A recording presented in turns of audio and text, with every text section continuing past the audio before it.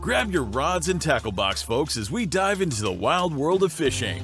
Get ready for some laughs, some fish stories, and a touch of chaos as we wade into the deep waters of fishing wisdom. Our guides on this trip are a know-it-all, a guy who desperately needs a haircut, and a man named Sam. In this podcast, this motley crew shares their knowledge, their latest fishing antics, and probably get into more trouble than they bargained for.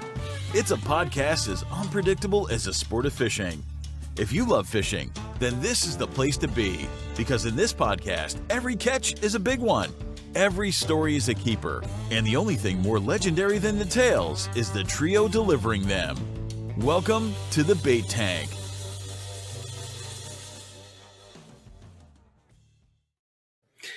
What is going on, everybody? Welcome back to another episode of the Bait Tank. My name is Anthony. I'm with Yakshire Outdoors. Today, we're talking about all things spawn in terms of fishing in the spawn, pros, cons, ethical, moral situations from it, some studies. We're going to pull up some information for you guys, put our best leg forward, and then we're going to offer our opinions on fishing during the spawn. And then later on in the show, we're going to talk about tactics to specifically get on bass and catfish, but we'll touch on some other species as well. But for the main point of it, like I said, we're going to talk about the pros and cons of the spawn and bring up the ethical and moral concerns and some legal restrictions even as well for some states to consider when it comes to that. Joining me today, as usual, we have two co-hosts. We have Zach from Catfish Viking, and we have Sam from Sam's Amputees Adventures. What's up, guys? How are y'all doing? Y'all ready to talk about fishing? Always. While we're here, go ahead and say hello to some people. This is Yak's first day. Thanks for tuning in. My lovely wife there. Joshua Perham coming in saying what's up. Mike Sampson coming in and saying Joshua Perham. And Yakshire Outdoors. And this is Nick. I'm not good. I'll figure that out later. I don't have time. So let's see how that goes. But yeah, let's talk about the spawn. So what are the pros and cons of the spawn? First off, actually, there's a poll for you guys that are watching. I want y'all to answer. Do y'all fish during the spawn? Yes, no, or that. If it does depend, I want you to make a comment for me. Let me know why you do or don't, or why you think it's done. And Anthony, your audio sounds like you're a million miles away, bud. And underwater. Yeah, and underwater. Still bad? No, you're good now. Wasn't close enough. Let me just chew on this microphone a little more. Munch. Sorry about that, guys. So let's like I said, let's talk about everything about the spawn. So first off, let's get y'all's opinion. Zach, what is your opinion on the spawn? Do you or do you not fish during the spawn? I fish during the spawn. All right, Sam, do you or do you not fish during the spawn? Depends on what spawn. It's illegal to fish for bass up here. They're not in the season during the spawn. So Sure. I don't really target those, but salmon, trout, yeah, all day. Okay, so general consensus for the three of us is that if it's legal to fish during the spawn, we are going to do so. Do you want to touch on why you think that's the case? We'll start with you, Zach. What's your why do you think it's okay to fish during the spawn? Because, most of the time it's harder to fish for catfish during the spawn, and everybody knows that's mainly what I fish for. But with me, the reason I fish during the spawn, you never know when that next big fish is coming. Because catfish rotate in and out of spawn. So even though it's spawn season for them, you might have some coming off bed, and you might have some just going on bed. Now, is that because of the different species, or is that literally all within the same species? Blues do it. You'll have some blues go on spawn early, and then you got some that spawn later. It's like they do it in rounds. Now, I think personally it's probably the case with all species, but yeah, that's a good point. Sam, what about you, sir? You said yes during the spawn. Obviously, you can't do bass because it's illegal in Michigan to do so because their spawn is outside of the fishing season. But you said you did it for trout and for salmon and for all, I'm assuming, other species as well. If that's the case, why do you think it's okay? What gives you the go-ahead, the green light?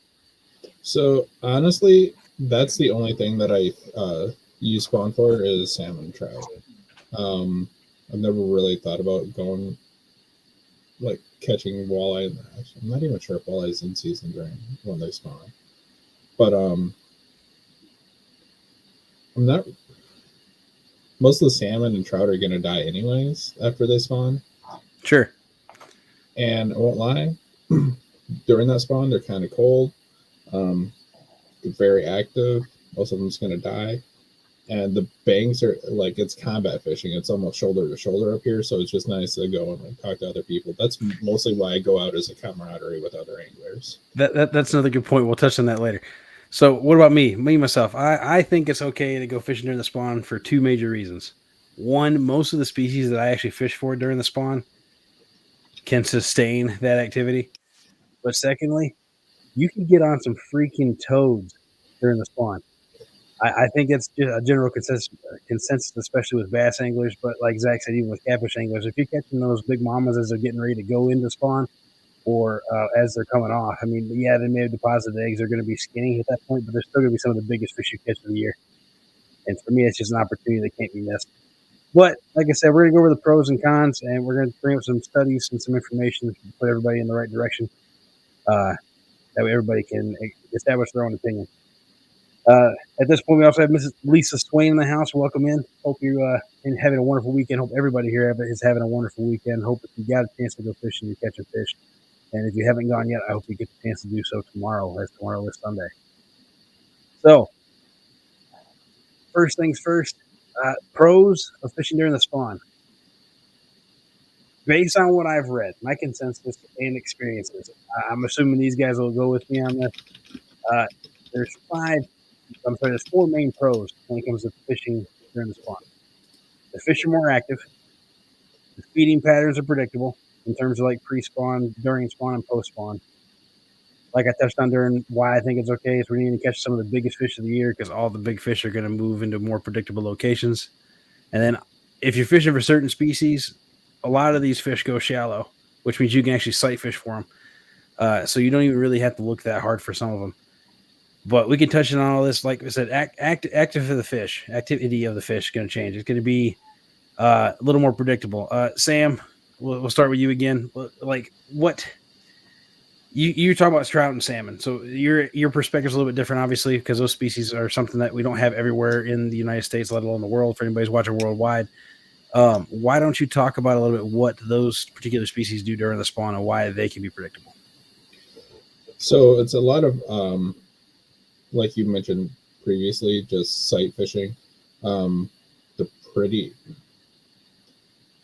It's weird because you can like dangle a fly right in front of one for like a half an hour, and then for just some reason something will snap and it'll just go ham on this fly. So it's like the bites are few and far between, but when they bite, they have so much more energy than when you catch them like trolling. And they're a lot more pickier too. Like they don't bite on like if you have anything like above 8-pound test line. So it's more of a challenge, but it has its pros and it's kind of weird to describe.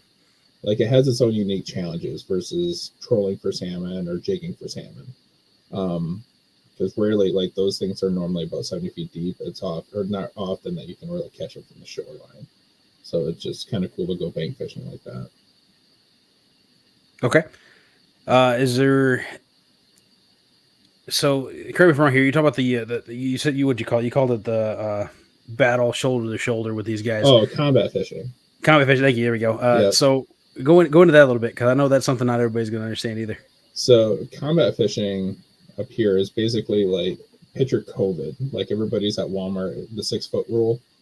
That's combat fishing. Like there's another angler 6 feet to the left of you and 6 feet to the right of you.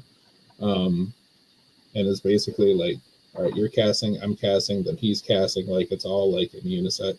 And then as soon as somebody else fish on, it's just common courtesy. Everybody reels in their fish or reels in their line.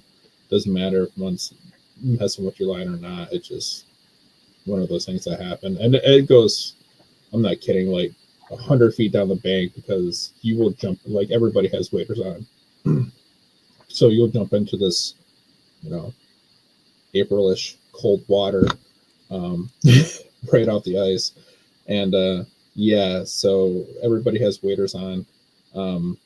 People don't fight like, oh yeah, you need a net. Well, yours is 100 feet down the bank, so here, I got you. Just it's just one of those things, and can't tell you, like, we used to do a steelhead like camp downstate, and there would be people that would have like a whole hog out there. Like, oh yeah, you want pulled pork sandwich? It'll be $1. So like the food's good. Like the people are really nice normally.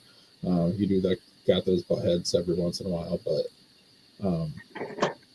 for the most part, it's just like a party down by the river. Like,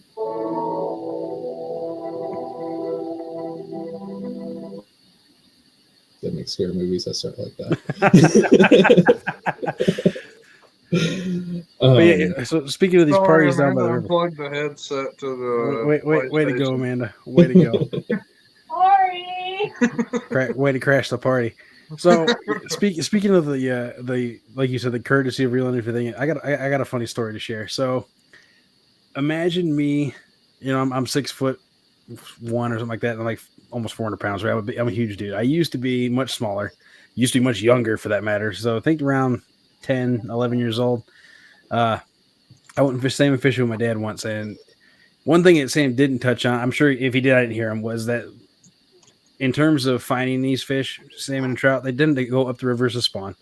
Well, obviously they get stuck at the dams, and we also have things up there called weirs, which is kind of like a dam, but not really. It's kind of like a fish gate system. Fish can navigate through it or whatever, but it's still it's a big obstruction, so boats can't get through it.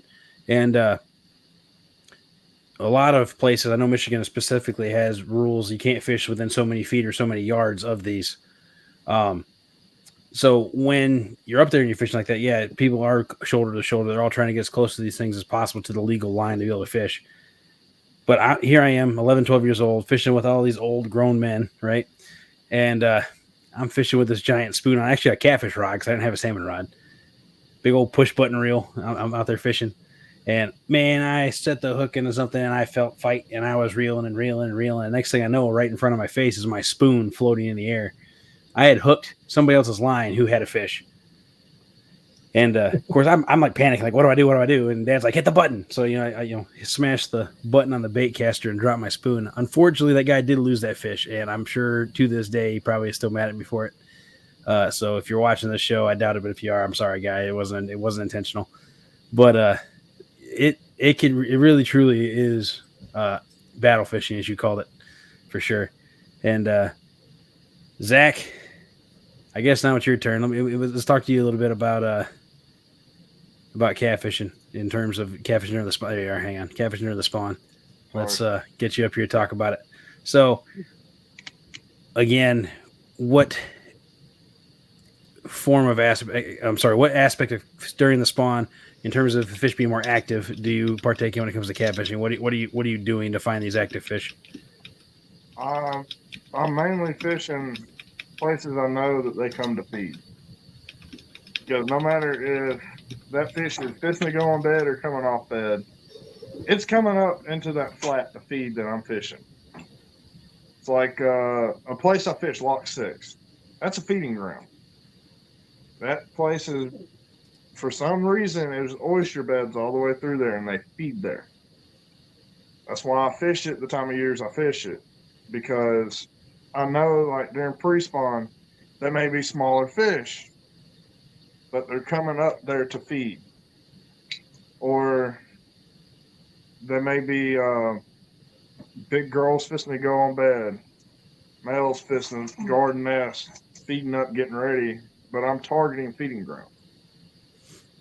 When you say you're targeting feeding grounds, you talk about these fish coming in, is it because of the fact that, well, we'll just say it's not really a question. You and I know this already. If the fish are coming up to spawn, if they're actually physically going to be doing the act of spawning, whether it be laying the eggs or whether it be guarding, they are going to eat because they plan on sitting there for a while. Yeah. They're not going anywhere. Once these activities start, once that fish actually partakes, right, I should say, in these activities, it isn't moving. It's going to sit in that spot. The female's going to lay the eggs. Males are going to do their thing, fertilize the eggs, but then, like you said, the males are going to guard this nest. They could be sitting there for weeks, waiting for these eggs to hatch and for the fry to get to a certain size. So and the males are going to guard that nest. The females are just going to deposit their eggs and go. After they lay their eggs, their job is done. They're out of there. Well, then on top of that, job. and on top of that, you know, as for the activeness of these fish, we see it more so with bass than we do with catfish. They're being more protective, right? So literally anything is coming towards those fry, they're smacking it. You get some of your most aggressive hits ever during the spawn, for sure. It's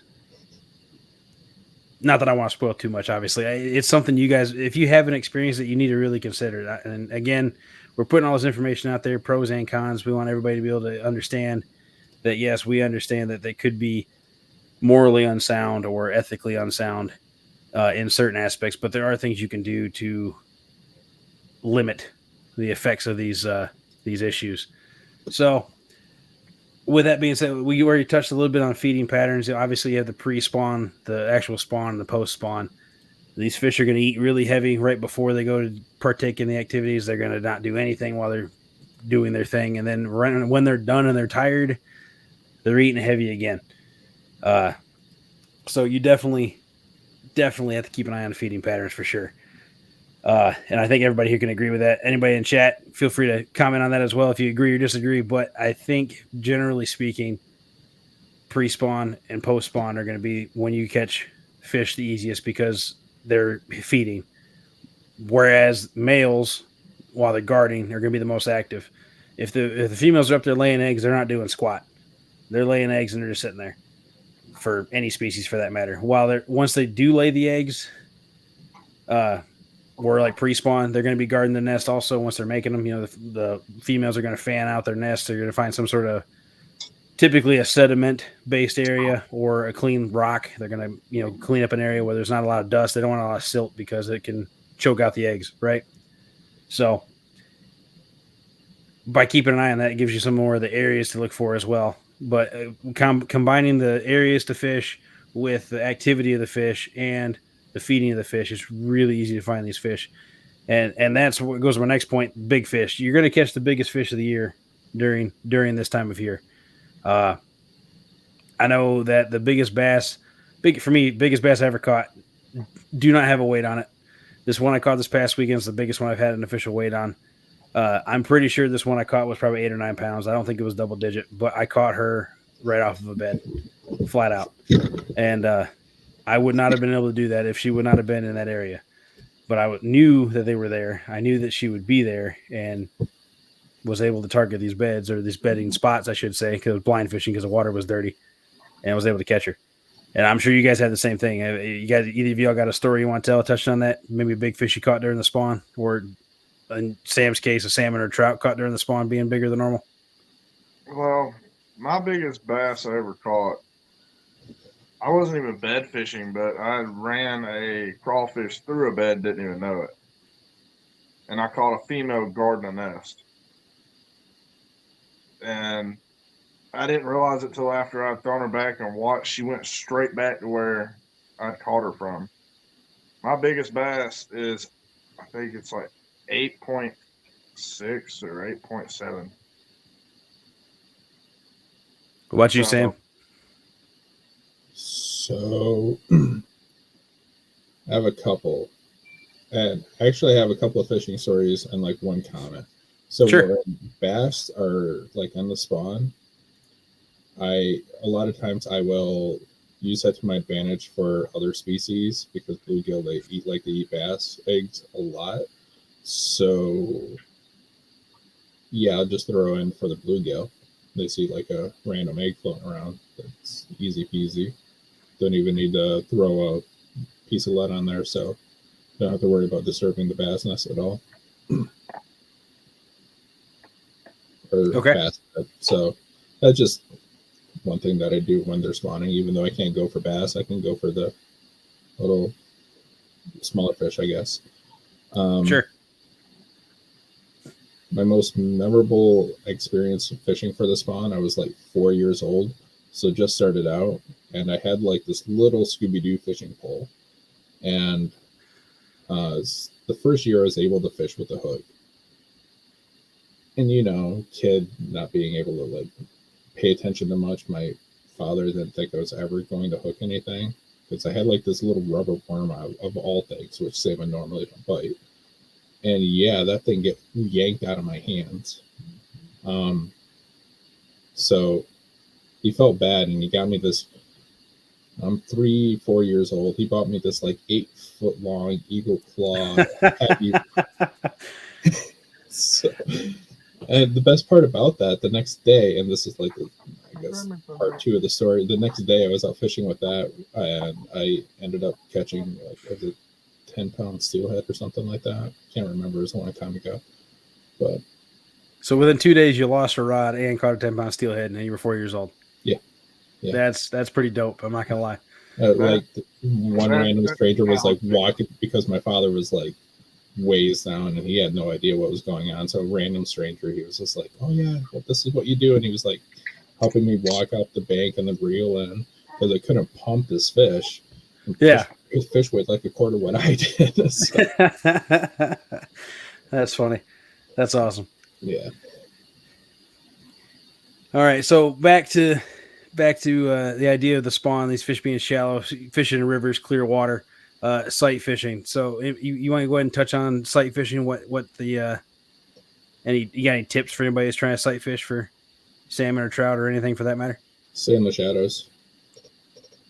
Our water here is crystal clear. Like you can see 20 feet down.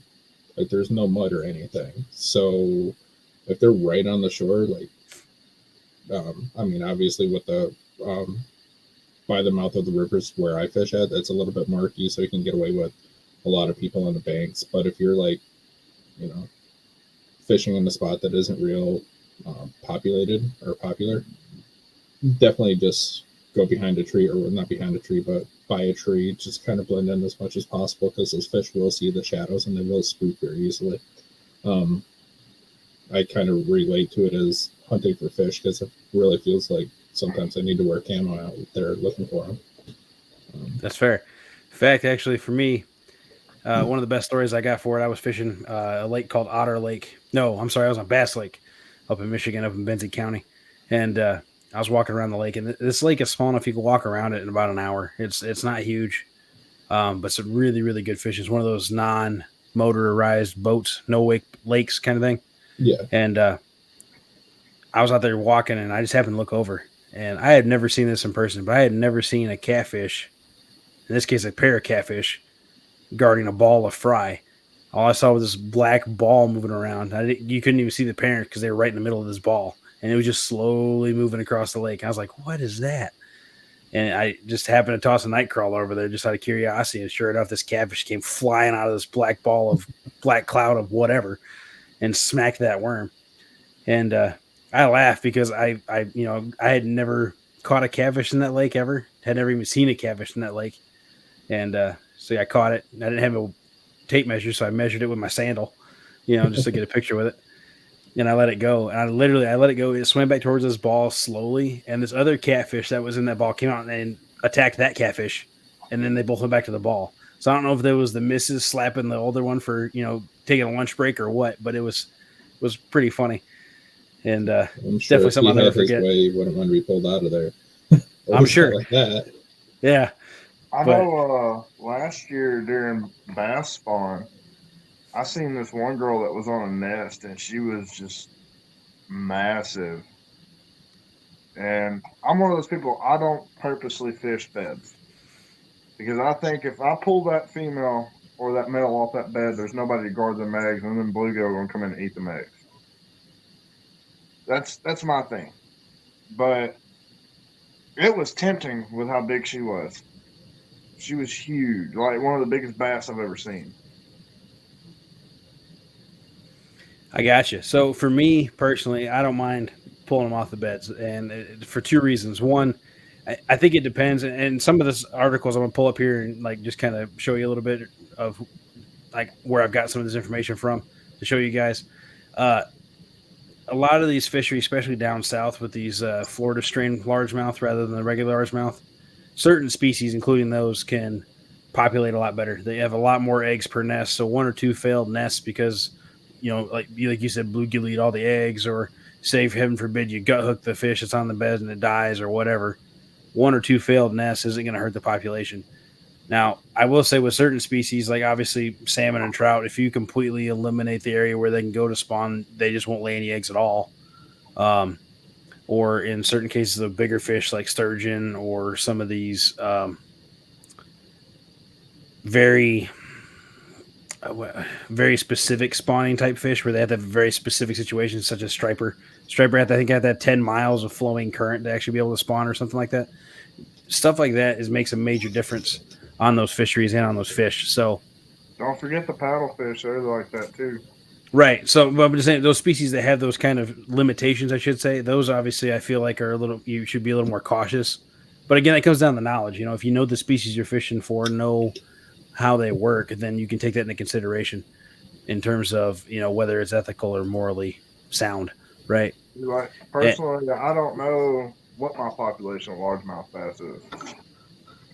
Well, right, but I mean, but I know the state of Alabama has talked about it, where on like Gunnersville and other stuff like that. I think the Florida strain largemouth lays 45,000 eggs per nest.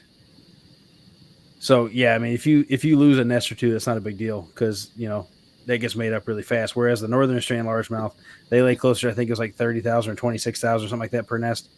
Is that it's not quite as robust in terms of eggs per fish, so it's a little more iffy up there, and that's probably why Michigan has that restriction on you can't fish for bass during the spawn, right?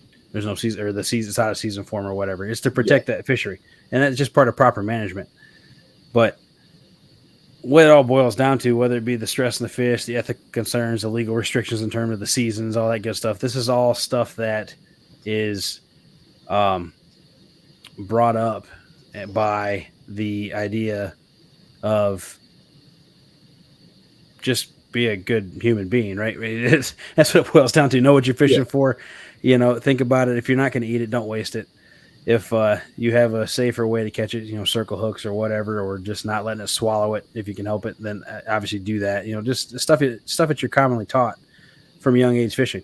I mean, I'm sure everybody here could agree with me on that. But another thing that is talked about a lot is the stress on fish. That, like you were talking about, Zach, if a fish gets too tired to be able to defend its nest, well, then obviously it could fail too. So what's some things you can do to eliminate that? Or also, like, in terms of what is stress, one, I know you guys are catch and release anglers for the most part. You keep some fish if you're hungry. Here's what it is. I do too. Yeah. But for the most part, we're catch and release anglers. So the idea that we'll catch the fish in, we'll get it in as reasonably fast as we want, because we want to be able to get the fish with it, or the picture with it, right? And the longer it's in the water fighting, the more of a chance it has to get off. We don't want to do that. So you get these fish in, you get a quick picture, you let it go. Well, you minimize that time out of the water. You minimize that time of being stressed. And that's, for me as a kayak angler and a kayak tournament angler, I should say, the idea that you use the bunk boards and do the catch, photo, release method is much appreciated. And the reason I say that, there's a study, I don't have that one pulled up, but I can't remember if it was Arkansas or if it was in Oklahoma. One of those universities in those two states did a study on largemouth bass, specifically on the mortality rates after they were being put on a live well all day for a weigh-in. You catch a fish at 6 in the morning or 7 in the morning, and you don't get it out of the live well until 3 p.m. when you actually get a chance to put it in a bag and weigh it. Well, it may or may not get back in the water till almost 4. It's been at this point, it's been out of the water for 8 hours or more. It's I think the mortality rate they said was either 43 or 46%. So you're losing like half your bass population of the bigger fish they're keeping, because obviously they're not keeping the tiny ones. Yeah. Right. And so then fish are getting released, God knows where they're at. Right. So and that, for me, that's the issue with bed fishing. If you're not going to let the fish go, if you're going to take it halfway across the lake or further and let it go, well, it's nowhere. There's no way it's going to get back to its nest in time. And to me, that isn't okay. That's my opinion. That part is where it's not okay for me. For me, if I'm fishing on the spawn, with the exception of certain species, like I said, crappie, I'll keep them on the spawn because there's a billion of them, right? They're not going away anytime soon. Species like that, where it's more of the prey species, I call them. Those I'm a little more inclined to catch during the spawn and keep, because I'm not worried about being a detriment to their population. Something like bluegill or bluegill, crappie, just panfish in general, for that matter. channel cats, stuff like that, where it's like there's just a billion of them, and like no matter what anybody does, unless they're out there with a commercial net dragging in millions of them at a time, those couple of species aren't going to get hurt by any of it. In fact, typically in fisheries, if they're not managed correctly, those are the species that tend to be undersized because there's just too many of them. I know a bass, if you pull it off the nest and take it where it cannot get back to the nest, a male has such parental instincts over those eggs to guard them, that fish will stress itself to death. I believe it. Trying to get back to that nest. But it doesn't know where it's at when it's released from a tournament. It's confused. It knows it needs to guard that nest, but it doesn't know where that nest is anymore. That was another thing too on that study. They were talking about those fish that got released from that. It's not even that they're just that stressed and they can kill them. It's the fact that, like you said, they're trying to get back to where they were. But even then, I think it was like 40% of the ones that survived didn't even go away from where they got put back in the lake. They just found a new spot to go to.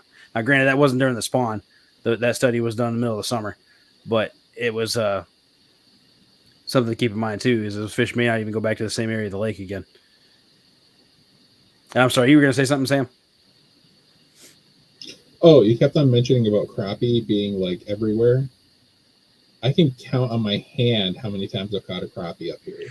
Well, okay, that's fair. I mean, it depends, right? So I know there's plenty of lakes up there where there was a ton of crappie because everybody always talked about going to those lakes to catch crappie. But yes, no, I had never caught. South of me, though. I had never caught a crappie in Michigan when I lived there. So I've caught tons of them down here, and they're everywhere.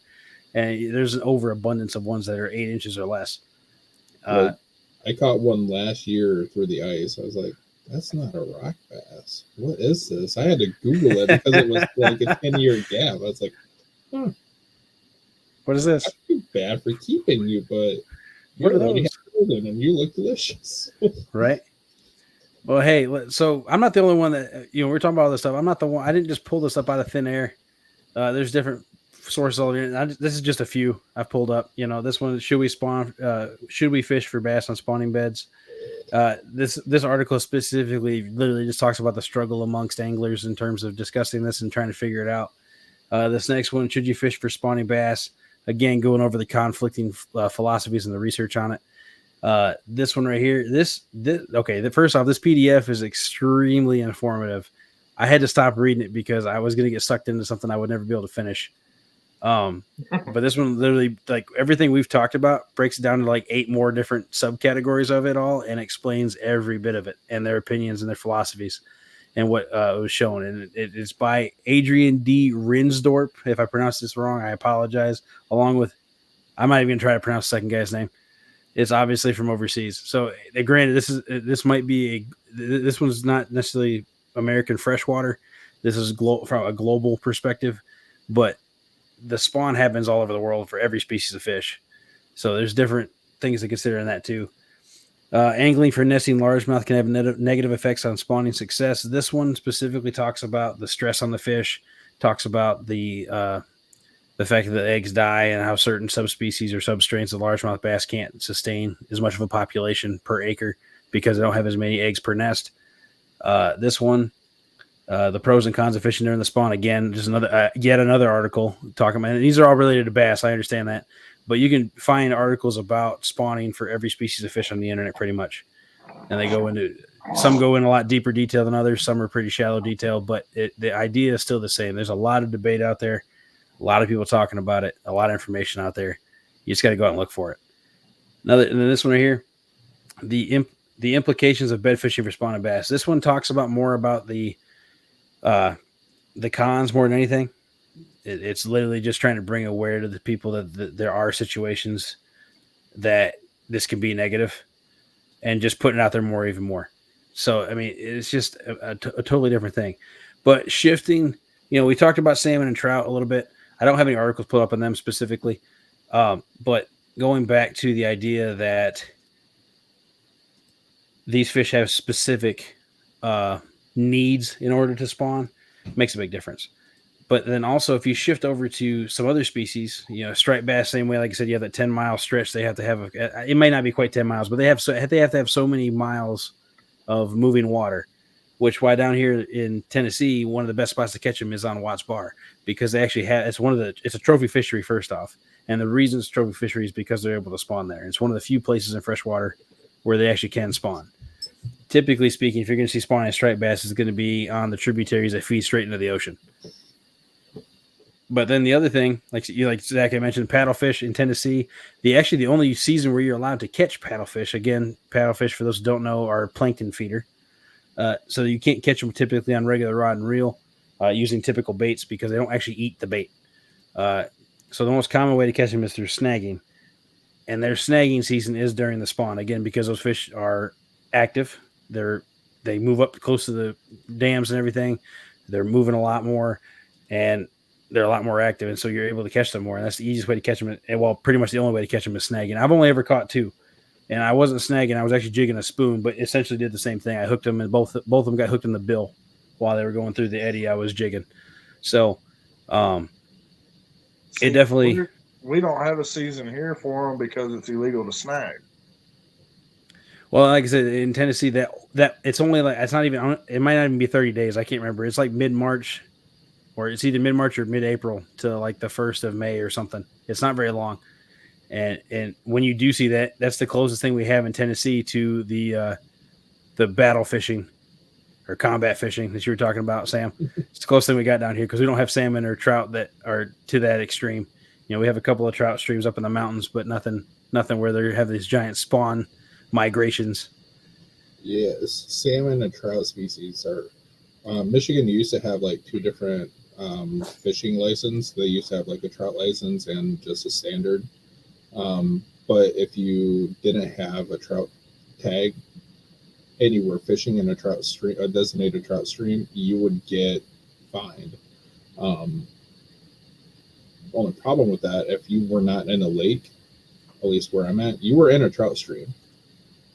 So they had to give out so many warnings, and it was basically, they were constantly just, no, you can't fish here, go on a lake. So they joined them together.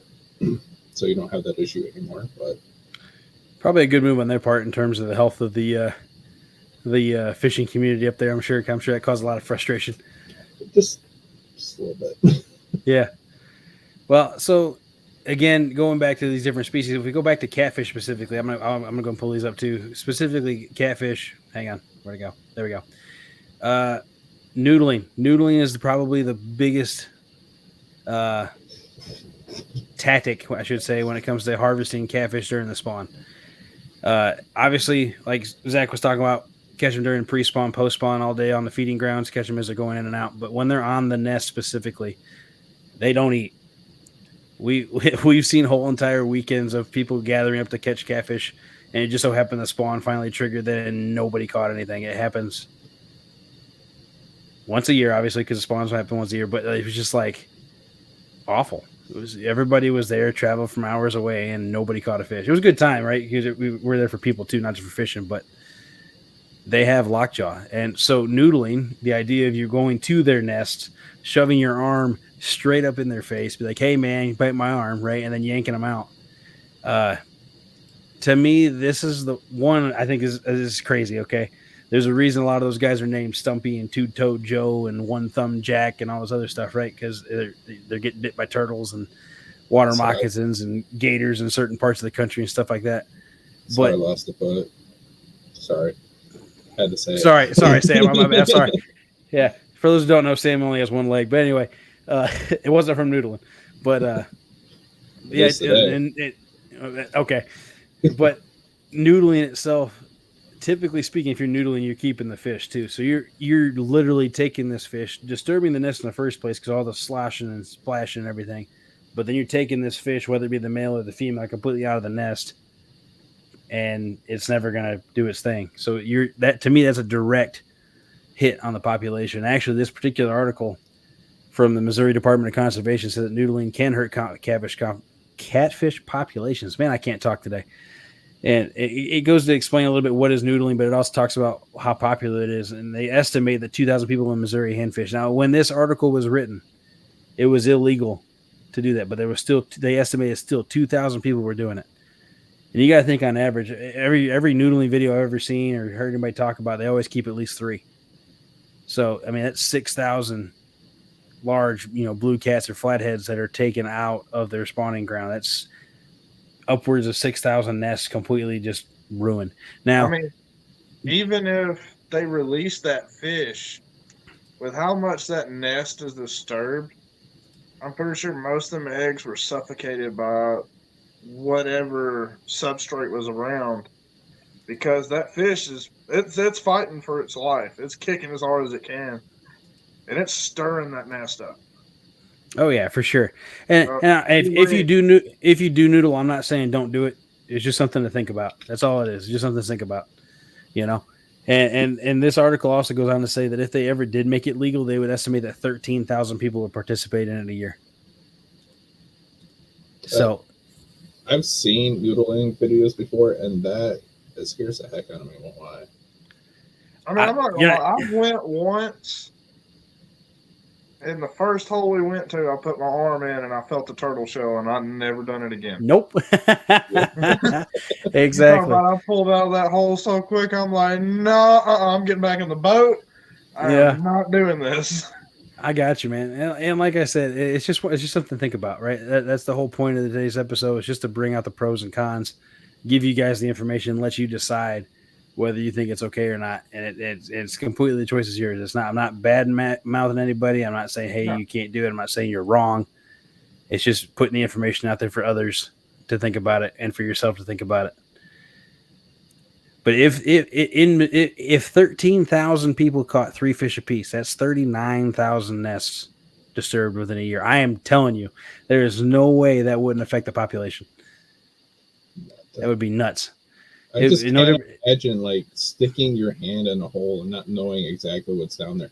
I'm huge into geocaching, and somebody up in Michigan was looking for a container, like an ammo can, and a how to log.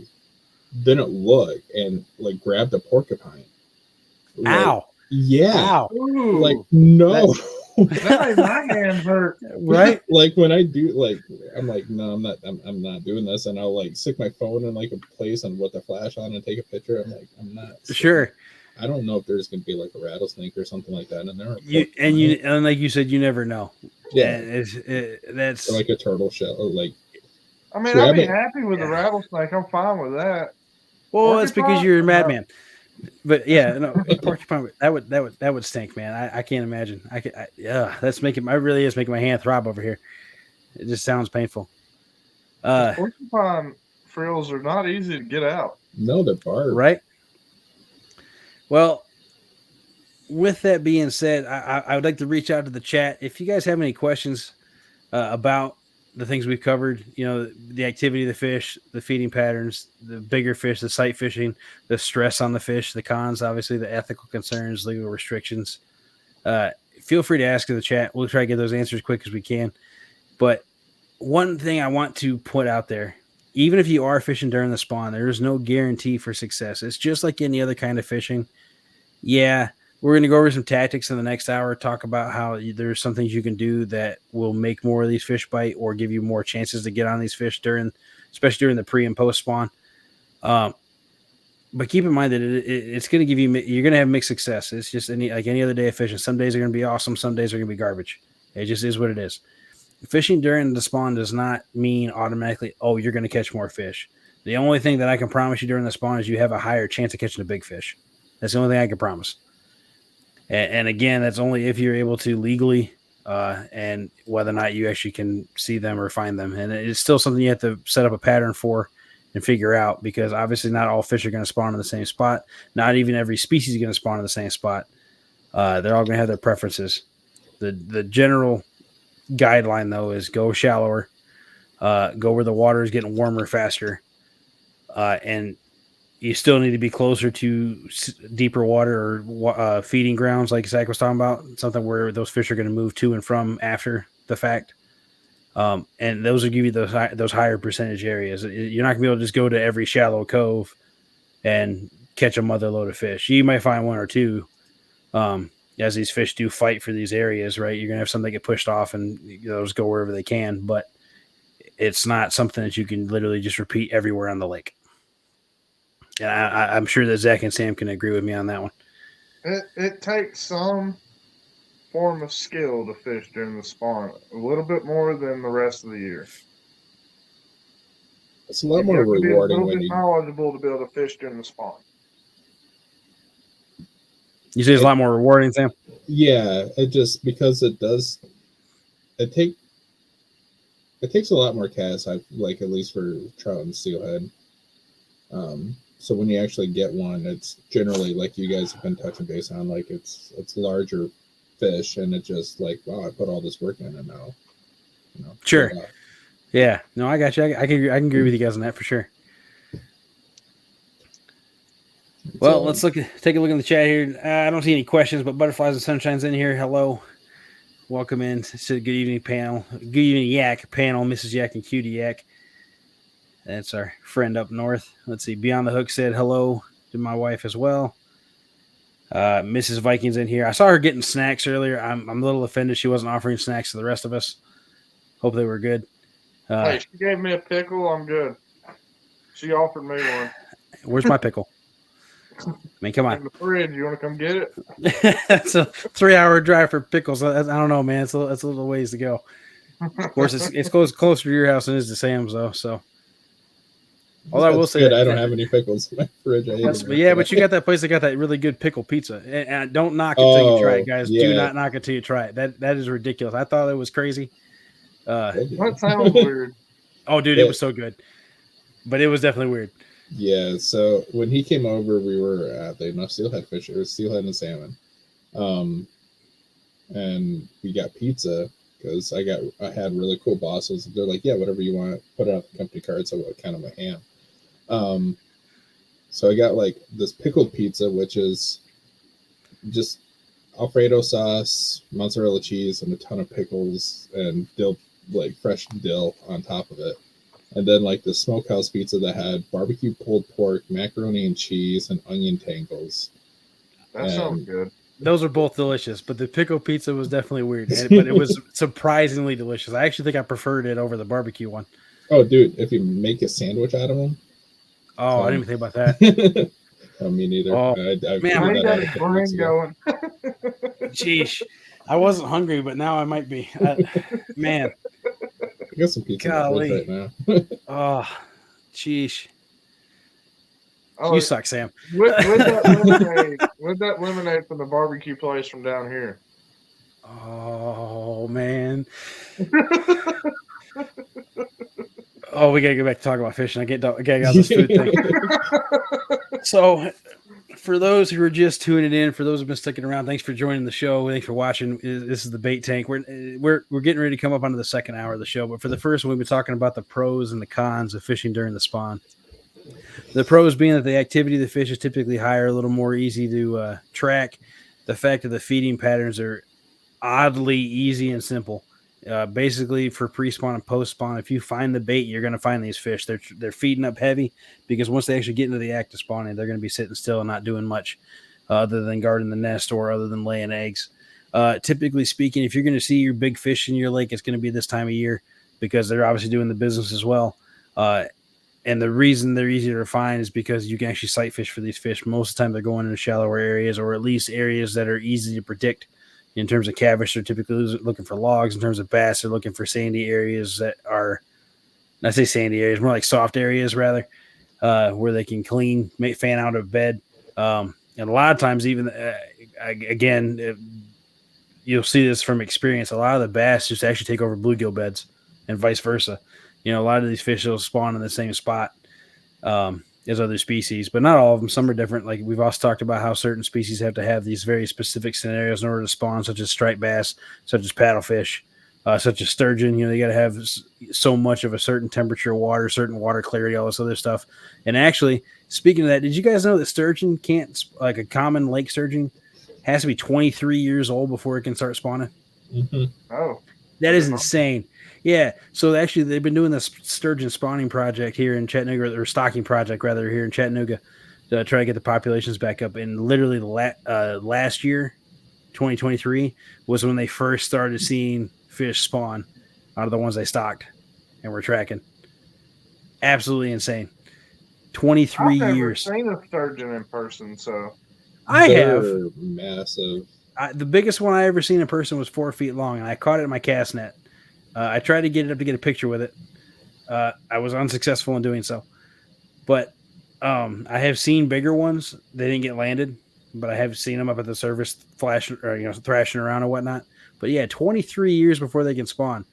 And again, that boils down to the whole ethical thing. Obviously, on those cases, for a fish to be 23 years old before it can spawn, I could see that being very easy to mess up that population by messing up those nests.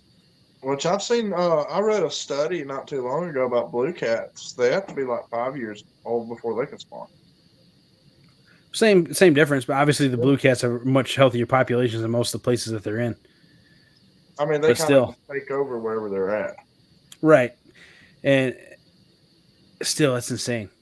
The idea that they have to be so, you think about dogs and cats, your typical animals and stuff like that. I mean, obviously not fish, or even I know bluegill the same way. Less than a year till they can start doing stuff, or at least less than 2 before they can start reproducing. And it's just like, wow, okay, that definitely. I used to breed corridor cats. They can spawn twice a year, or in the wild they spawn twice a year, but in captivity you can get them to spawn like once a month. Right, but I say it's just fluctuation of water temperature, right? Yep. Yeah, so I mean, it's just something else to take. And that's another good point. Certain species do spawn more than once a year. I think channel cats spawn twice a year. Channel cats spawn twice. I'm pretty sure. I know carp spawn twice. And actually, they can spawn 3 times, I think, depending on certain areas of the country they're in. But also, because they spawn both on the rising temperature and the cooling temperature. That's the difference, right? A lot of these species will only spawn during the rising temperature, which is why you see a lot of them only spawn in the spring. And it's just the way they're made, right? And it varies from species to species. But like another example is crayfish. Crayfish, if I'm not mistaken, they spawn twice a year. So it's not even just fish that are like that too. It's just certain animals, and typically these are based on water temperatures. So a lot of them are going to be amphibious to some degree. Most your aquatic invertebrates do spawn twice a year, or do bear eggs twice a year. Like your freshwater shrimp, stuff like that in the wild, bear eggs twice a year. But in like, say one of my fish tanks or something like that I've got, it's way easier to get something to spawn because I can fluctuate that temperature, like you said, and get them to spawn immediately. I know when sturgeon spawn over here, like they have the DNR and like a bunch of volunteers to make sure nobody tries to poach their eggs or poach the fish themselves. And something like, it's not talking about bedding or anything, but something really interesting, like first time in Michigan history, sturgeon up here, there's 5 tags given a year. And like last year, it's the shortest season in Michigan. Like normally they get filled in like 2 minutes. I say, isn't it the spearfishing season we're talking about? When it's filled? Yeah, so they do spear them, but spear season, it's mostly for pike and muskie. But still, I've seen those festivals at some of those lakes up there, man. And like you said, they're just full of DNR officers, and literally it's minutes. They spend days setting up, and then like minutes later, it's gone. And you don't even know if you're going to get a tag. But the weather has been so warm here that this is the first year that they haven't issued, or they closed down not salmons, but sturgeon. Like there's no tags going out this year. It's understandable because, like you said, they're not even going to have. They may not even have their spawn because they're spawning. This ice is unsafe. Well, that too. Yeah, I got you. It just people are driving their trouble. I think there's been 12 trucks that's gone on the ice and went through.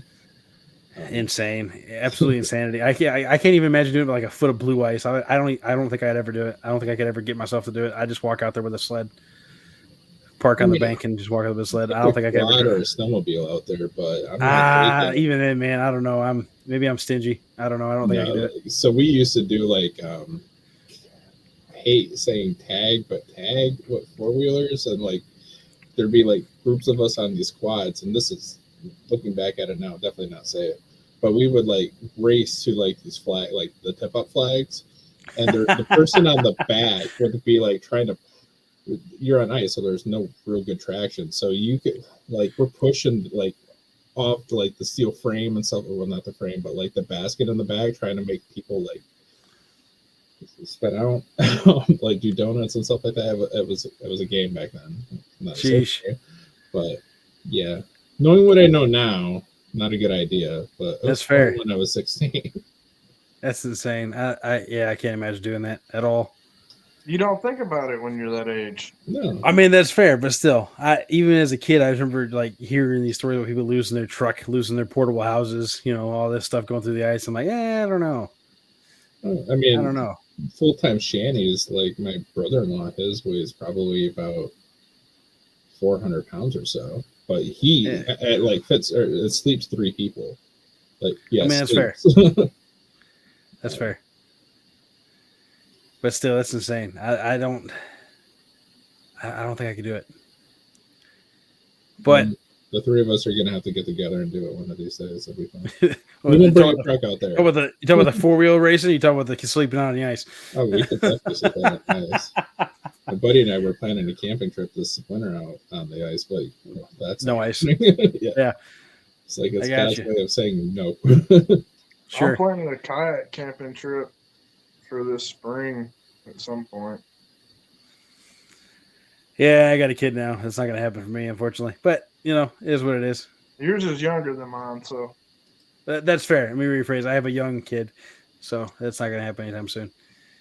But eventually I'll do it. All right, well, as we're finishing up the first hour, those that are still sticking around, welcome in. Thank you. We just got done discussing the pros and the cons of catching fish during the spawn, exploring some of the ethical and legal concerns and restrictions based on places you are. And obviously we encourage lawful fishing. Everybody has the right to fish. Everybody should fish, but obviously you want to do it legally. And the reason they want it to be legal is because they're doing these conservation efforts to help maintain these populations so we can do stuff and have these discussions. Because obviously if the populations weren't maintained and we just completely butchered the populations entirely, you would not be able to do stuff that we're talking about on here. So with that being said, we're going to take a brief intermission for a couple minutes. Going to play the intro video again for you, give us a chance to get a water and whatnot, and we will be back in a few minutes. So again, if you got any questions, put them in the chat. If you haven't already, please answer the poll, and we'll talk about that, and then we'll get on to tactics of how to catch these fish during the spawn, because it is different than just the normal fishing. So see you guys very shortly.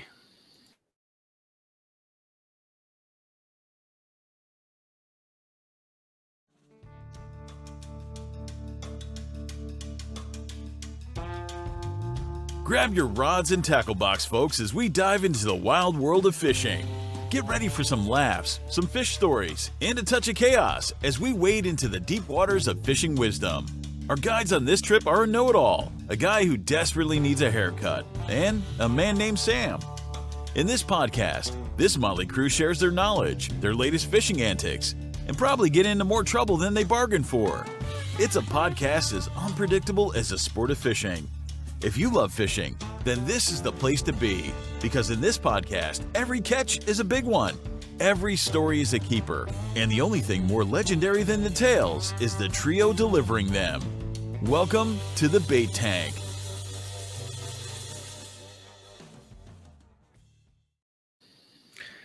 Welcome back, ladies and gentlemen. Hope you guys are all having a fantastic evening. Hope if you get a chance, you have been doing some fishing. If you haven't, I hope you do so tomorrow. My name is Anthony with the Extra Outdoors. Joining me on this episode, we have Zach from Catfish Viking. We have Sam from Sam's Amputee Adventures. They'll be back with us shortly as they are on a brief intermission.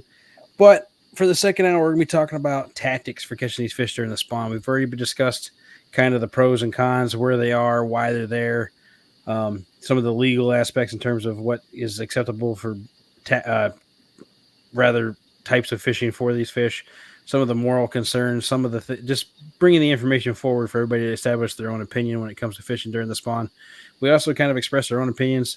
For the most part, the three of us agree that fishing during the spawn is okay. There are some things that we like to take in consideration. Specifically for me, it's an issue of making sure we put the fish back on the nest, at least for certain species. Like I said, for crappie and bluegill, I think those are okay to keep because there's just so many of them, and they're very easily overpopulate the waters that they're in. So taking a few of those home during the spawn is not a problem for me. Having some nests fail because they're no longer on the beds also not a problem for me. But in terms of bass, catfish, sturgeon, some of these other species like striper and paddlefish, they have these very specific scenarios. Trout and salmon, stuff like that. Having these rules and regulations to make it so the harvest is limited is a good thing. I mean, if you can only keep a couple, then you have less nests that are being failed. If you have, we were talking about this article we pulled up about the state of Missouri about noodling being illegal, but they estimate 2,000 people still participate.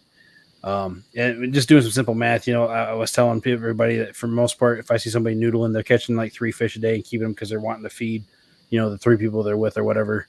Well, if 2,000 people are keeping 3 fish, that's 6,000 people or 6,000 nests that are disturbed. And in that case, with that tactic, usually you're keeping the fish, which means you've completely not only either ruined the nest, but also you didn't even put the fish back to be able to finish his job. And so obviously that stuff like that would have an impact on that population. So by keeping that in mind, you're able to hopefully make a more informed decision in terms of how you're going to approach this style of fishing. But yeah, so obviously I see Zach's back, so we're going to pull these guys back up. Sam will be back with us shortly. But talking about tactics for these fish is going to be the topic for this next hour. I see Wabash Nate's hopped in. Thanks, buddy. Welcome in. Hope you're doing fantastic. Hope everybody else is doing fantastic too. If you got something to add to the show or something to add to the discussion, please feel free. If you haven't already, please answer that poll so we can get everybody's opinion on whether or not they do or do not fish during the spawn, or if it just depends. We want to know why. What is your reasoning for either partaking or not partaking in fishing during the spawn? But now that you're back, Zach, we'll go ahead and shift into catfish first until Sam gets back. Because that's kind of your and my thing. Sam doesn't participate as much in catfishing because it's not as prevalent up where he's at.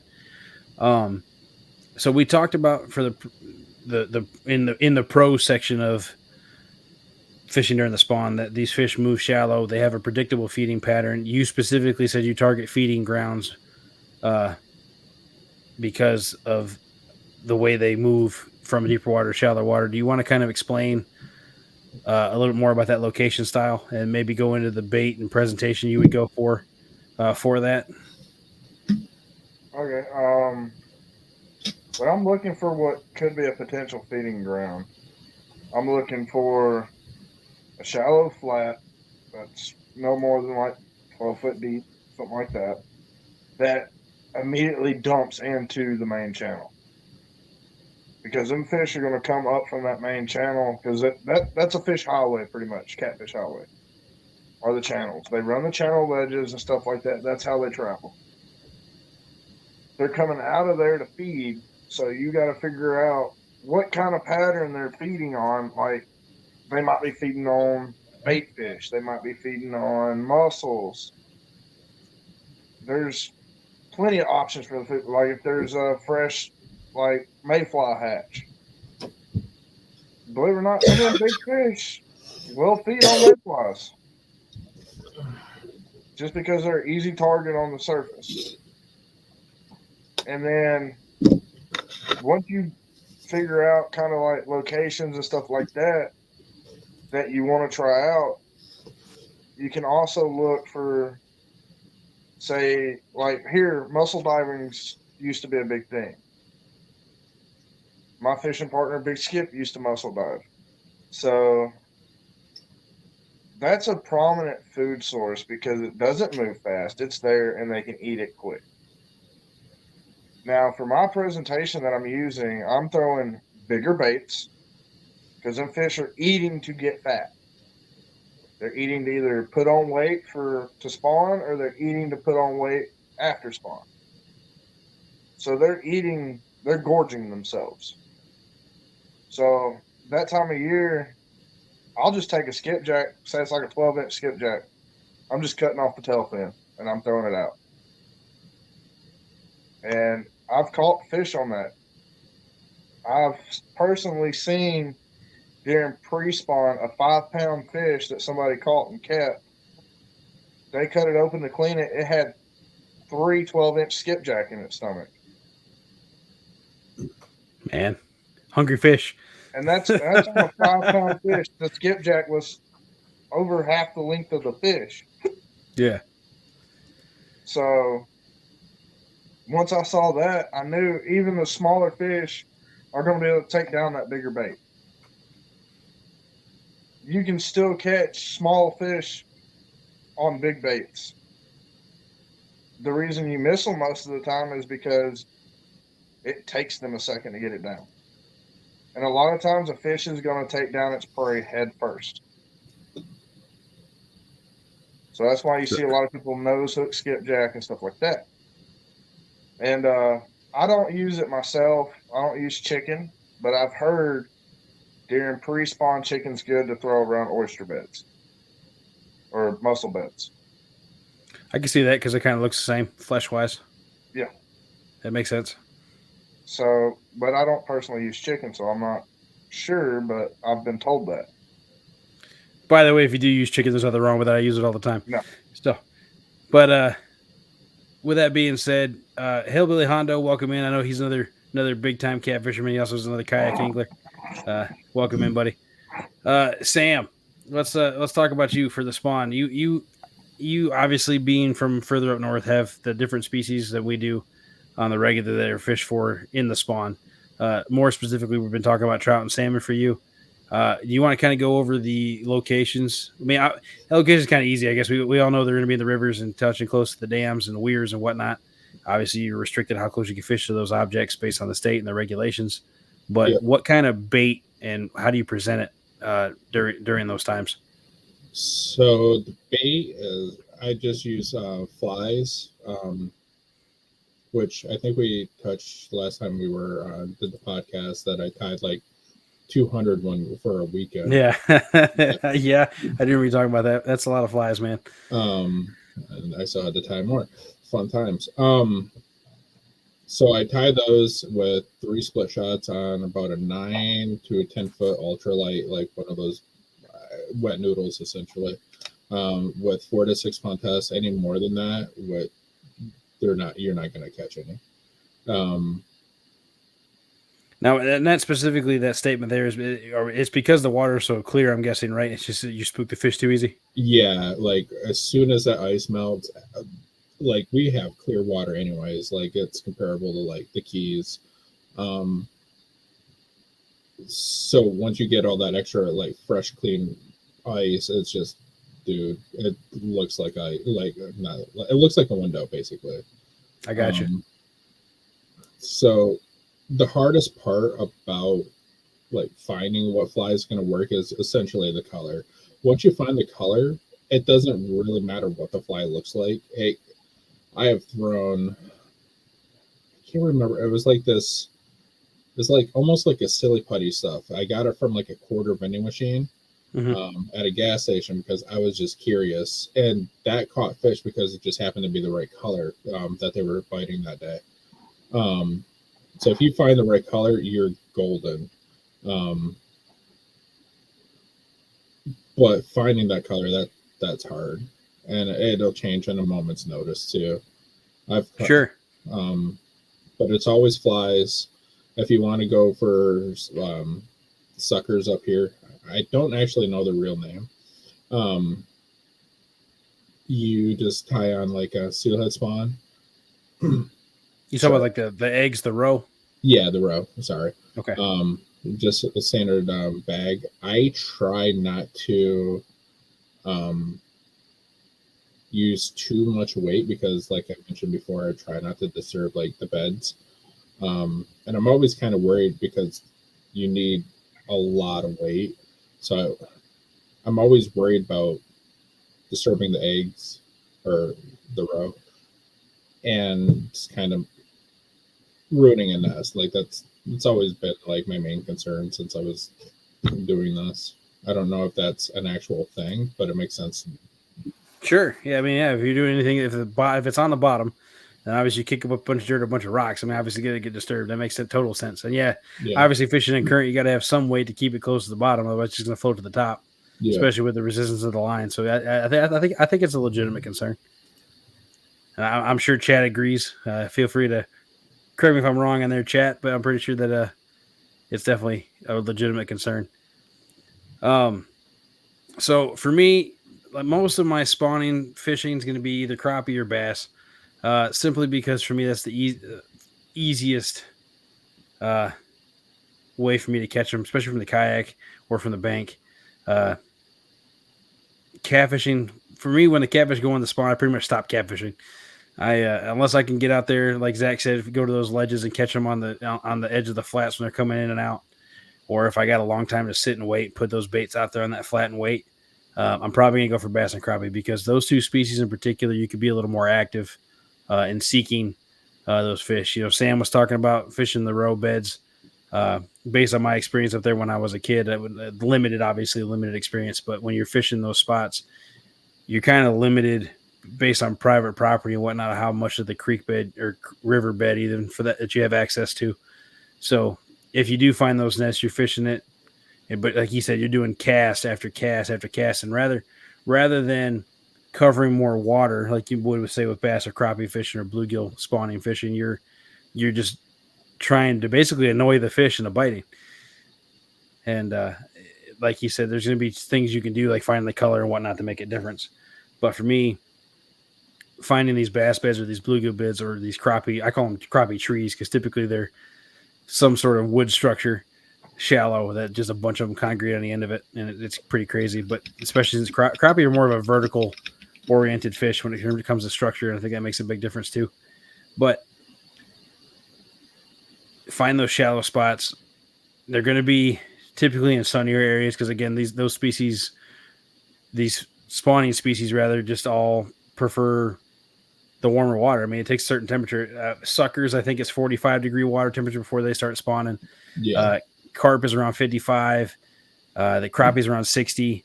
And then I don't remember if it's bass or catfish first, but one of those two is right there at 65 to 70, and then the other one is vice versa, 75 to 80. And obviously there's some variance there. Like Zach said, they do come in waves, where you have some fish that are coming earlier than others. And I don't know this from fact. I just assume that this is more to do with where they are at the beginning of the season. You know, if they're out in the deeper part of the lake that's colder, or like in terms of our reservoirs, the lower end of the lake where it stays colder because it's deeper versus the upper end where it's warmer because that spring water and the sunny temperatures are warming up everything faster. I think that has something to do with it too, personally. And I could be very, very wrong on this. Like I said, I'm not a biologist by any means. I'm just a fisherman. But it seems like you'll see one part of the lake, they'll start spawning earlier than the other part. And it may not be by much. It may only be a day or two or a couple days, but it seems to actually make a difference. So in terms of, you know, finding locations and whatnot, just something to keep in mind with that as well. Certain areas of your lake are going to warm up faster than others. And even in the biggest thing with where I live, these reservoirs are river fed. And so if you even having the lake above you, have that area having a weird warm streak where all the water goes up 5 degrees and then it starts drifting down river, that can be enough to change that area of your lake to spawn sooner and whatnot too.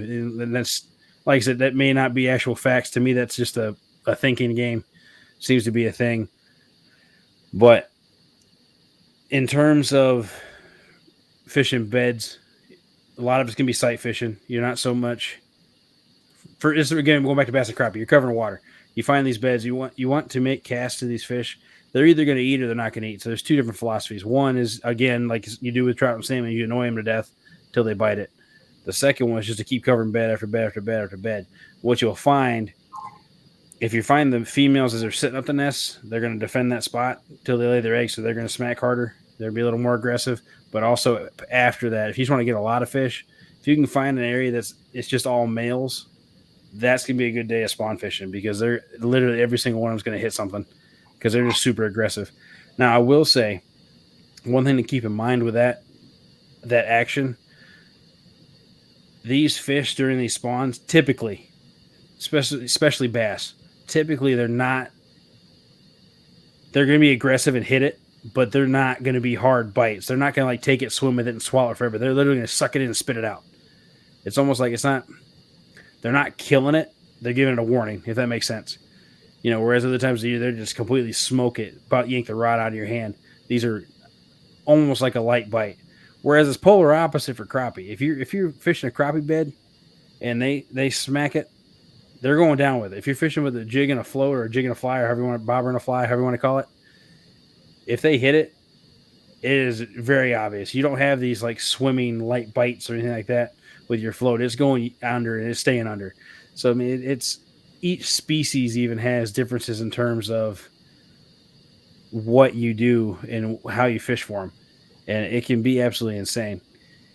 But how we tell when we go steelhead fishing, which are normally they're pretty strong biting fish.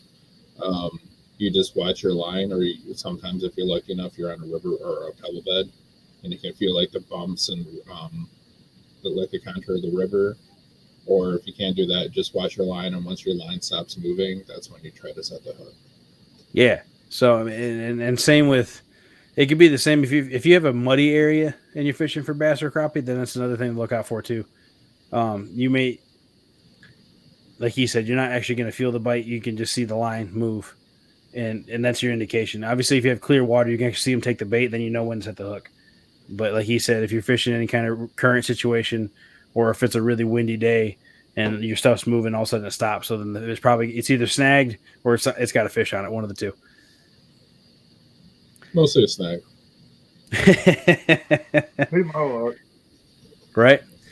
Well, Zach, again, we were talking about you do most of your fishing from a kayak. So when you're setting up on these flats, you're talking about on these ledges, what are you let's talk about kind of like your actual, like I know you said you use big baits. Are you going to be suspending those baits? Are you going to be anchoring them in the bottom? Are you going to be drifting? Are you going to be anchored? I mean, let's talk about a little more about that. A lot of times during the day,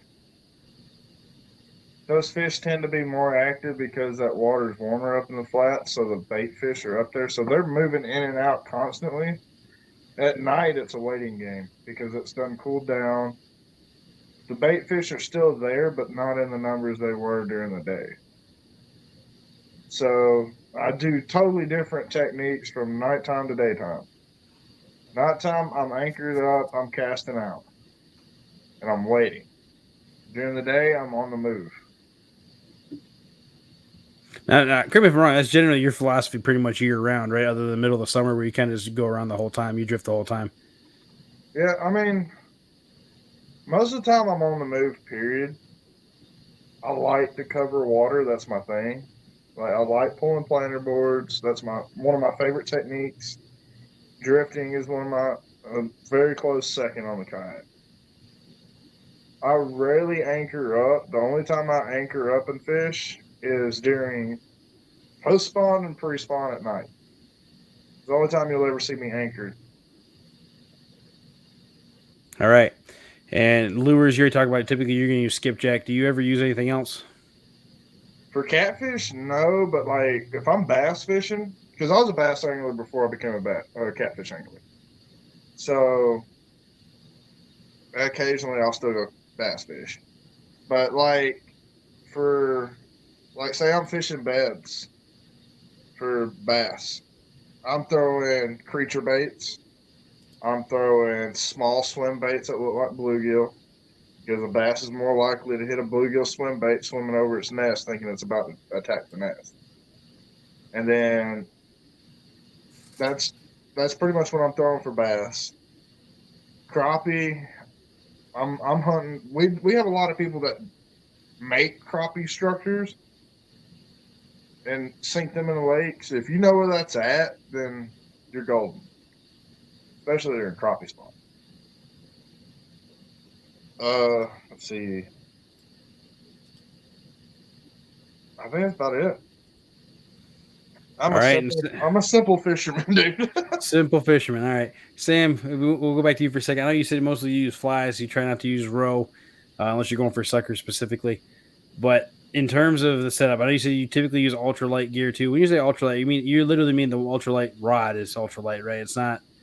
It's just So it's an ultralight rod. It's, I want to say about 10 foot. I'm trying to remember.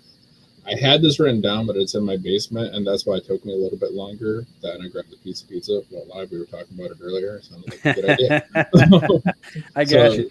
It's like looking for like all the details like of my fishing equipment.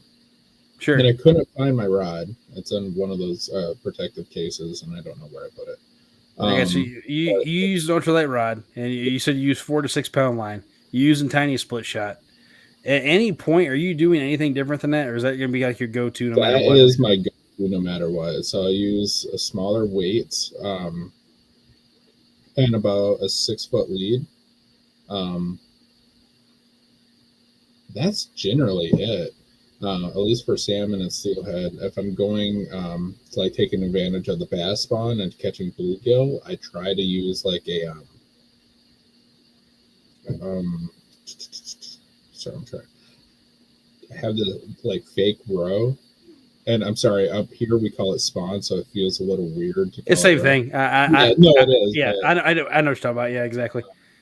Roe's the correct term, but you know, spawn sacks, just spawn. Yeah, there's lots of different names for it for sure. But I just use like it's a little rubber BB essentially on a small hook, and I just bob that, just light jigging and bounce it off the bottom, a few feet off the nest, like just far enough, because like you guys have been saying, you can sight fish pretty good, especially that time of year. So I just right out of the bass territory, so the bluegills are, they're like, ooh, piece of candy. And that's essentially all I do. When it comes to steelhead and trout, my setup rarely changes. Sometimes I'll put like a wobble glow on it to get a different action. And a wobble glow, I don't even know if that's what it's called, honestly. Well, why don't you describe what it is? So it is a little, it essentially just rotates your bait in a huge circle. Okay. And they glow in the dark. Interesting. Yeah, and they actually, that is what it's called. It's a wobble glow. A wobble glow. Let me see if I can find that so I can show everybody here what we're talking about. WOBBLE. Yeah, I'm completely lost here. Sorry. I have no clue what you're talking about, Sam. See, next time, I'm just going to bring like a little setup. It's going to be show and tell. I was thinking about this when we were talking about the tackle box setup. I'm like, man, they're not. Oh, okay. Yeah. So it's literally just a funky shaped bead. Yeah, I'm gonna pull this up for you guys. Here we go. Add to stage. Here we go. Wobble glow. Like I said, it's just a funky shaped bead. And when he's talking about that current, or if you were moving, though, I guess if you're trolling, it would do this too.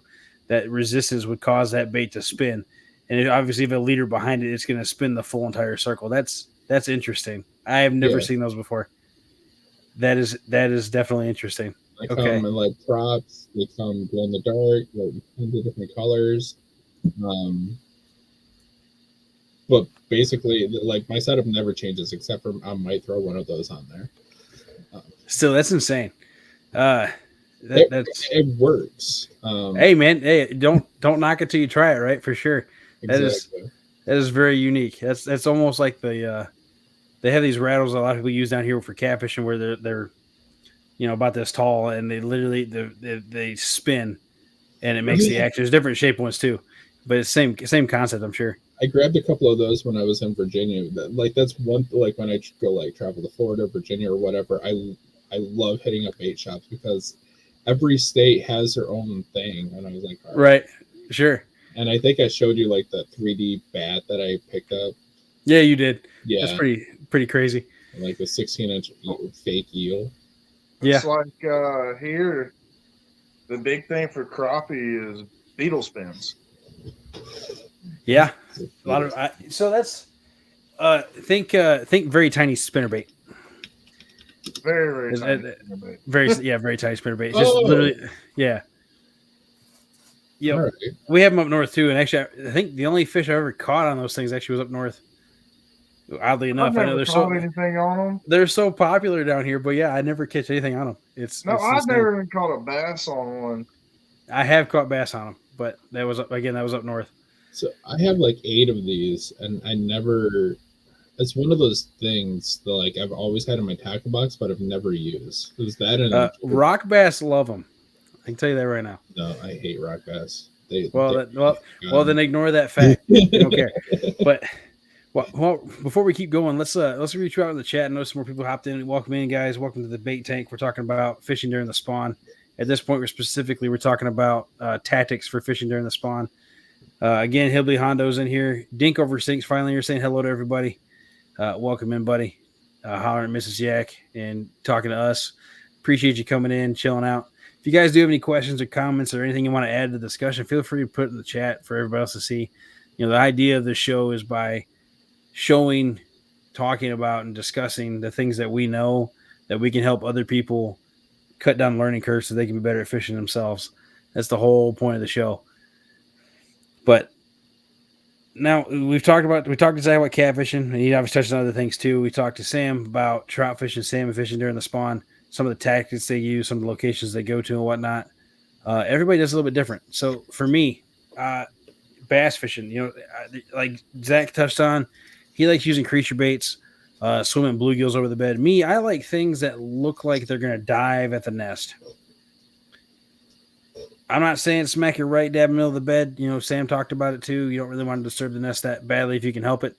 So a lot of times when I'm fishing for bedding fish, I'm typically doing one or two things. If I'm fishing blindly, and again, I know this is going to disturb the nest, and so it's going to upset some people, but I will fish a heavy jig, and I'm going to hop it across the area that I know there should be beds, even if I can't see them.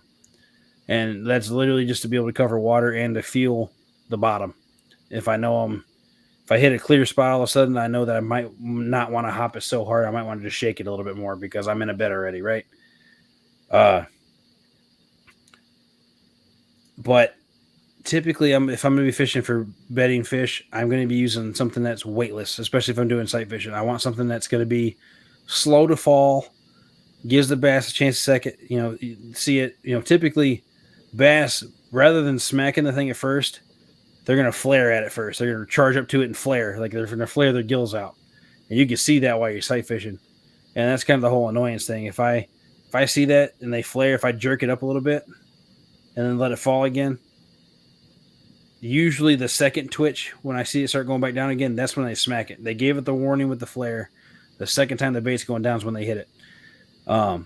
But again, if I'm fishing dirtier water, you don't really have the opportunity to watch the fish do this stuff. For me, it's going to be more of something, a jig or something where I can contact and feel the bottom. Now, I'm not saying throw a half ounce. I'm not saying throw a whole ounce. You know, I'm not saying drag a Carolina rig through their beds. What I'm saying is, if you're going to be doing something like that, be smart about it. You know, those other tactics do work. You can burn buzz baits, you can burn spinner baits, all that stuff over the beds too. But typically speaking, if you have something where it looks like it's going to be charging down towards the eggs or towards the nest, if you're fishing near it, sorry about that, guys. If you see something like that where they're going to be, you can actually watch them do that. That fish something weightless, whether it be a fluke, a creature bait, a crawfish style bait, and you don't even, and those you can fish weightless. But even if you use something like a 16th ounce weight, something just enough to be able to give you a little bit of casting distance and maybe just increase the fall speed a little bit, that's less likely to disturb the nest than a half ounce or a whole ounce or something with a huge profile. You know, something that you can just skirt along the bottom towards the nest is good too. Like I know a lot of people throw lizards at bedding bass. Again, that's weightless, but because it's so much plastic, you get enough weight to cast it out. But because it is plastic, it takes forever to hit the bottom and it's kind of light, and just skirt it across the bottom towards the beds and like kind of stop at the edge of the bed and then move it closer. You'll see those fish. They'll go right at it. They'll hover right there over it. And like I said, they'll do that flaring thing. And it's actually pretty cool to watch.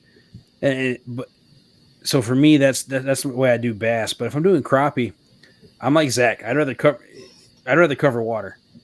You know, those fish have so many beds around each other that you want to irritate the fish. If I see a tree and I know there's beds there, or just experience says they should be there, then I'm going to do is I'm going to cast upwind to that tree. I'm going to let this typically speaking, I'm using a float with a jig under it, whether it be a Bobby Garland or a hair jig. I'm going to use a loop knot so that bait will sit like this underneath the bobber vertically. And I'm going to just twist the bobber so it moves a little bit. And what happens, you jerk that bobber, well, then that bait picks up and then does this, flattens back out. Whereas if you have a really windy day with a lot of waves, your bait's already swinging like this. Kind of looks like it's swimming through there. It's pretty crazy. It's crazy how simple that tactic is. But literally, you cast it upwind of the tree, let it drift across. And like I said, those crappie, for whatever reason, they don't.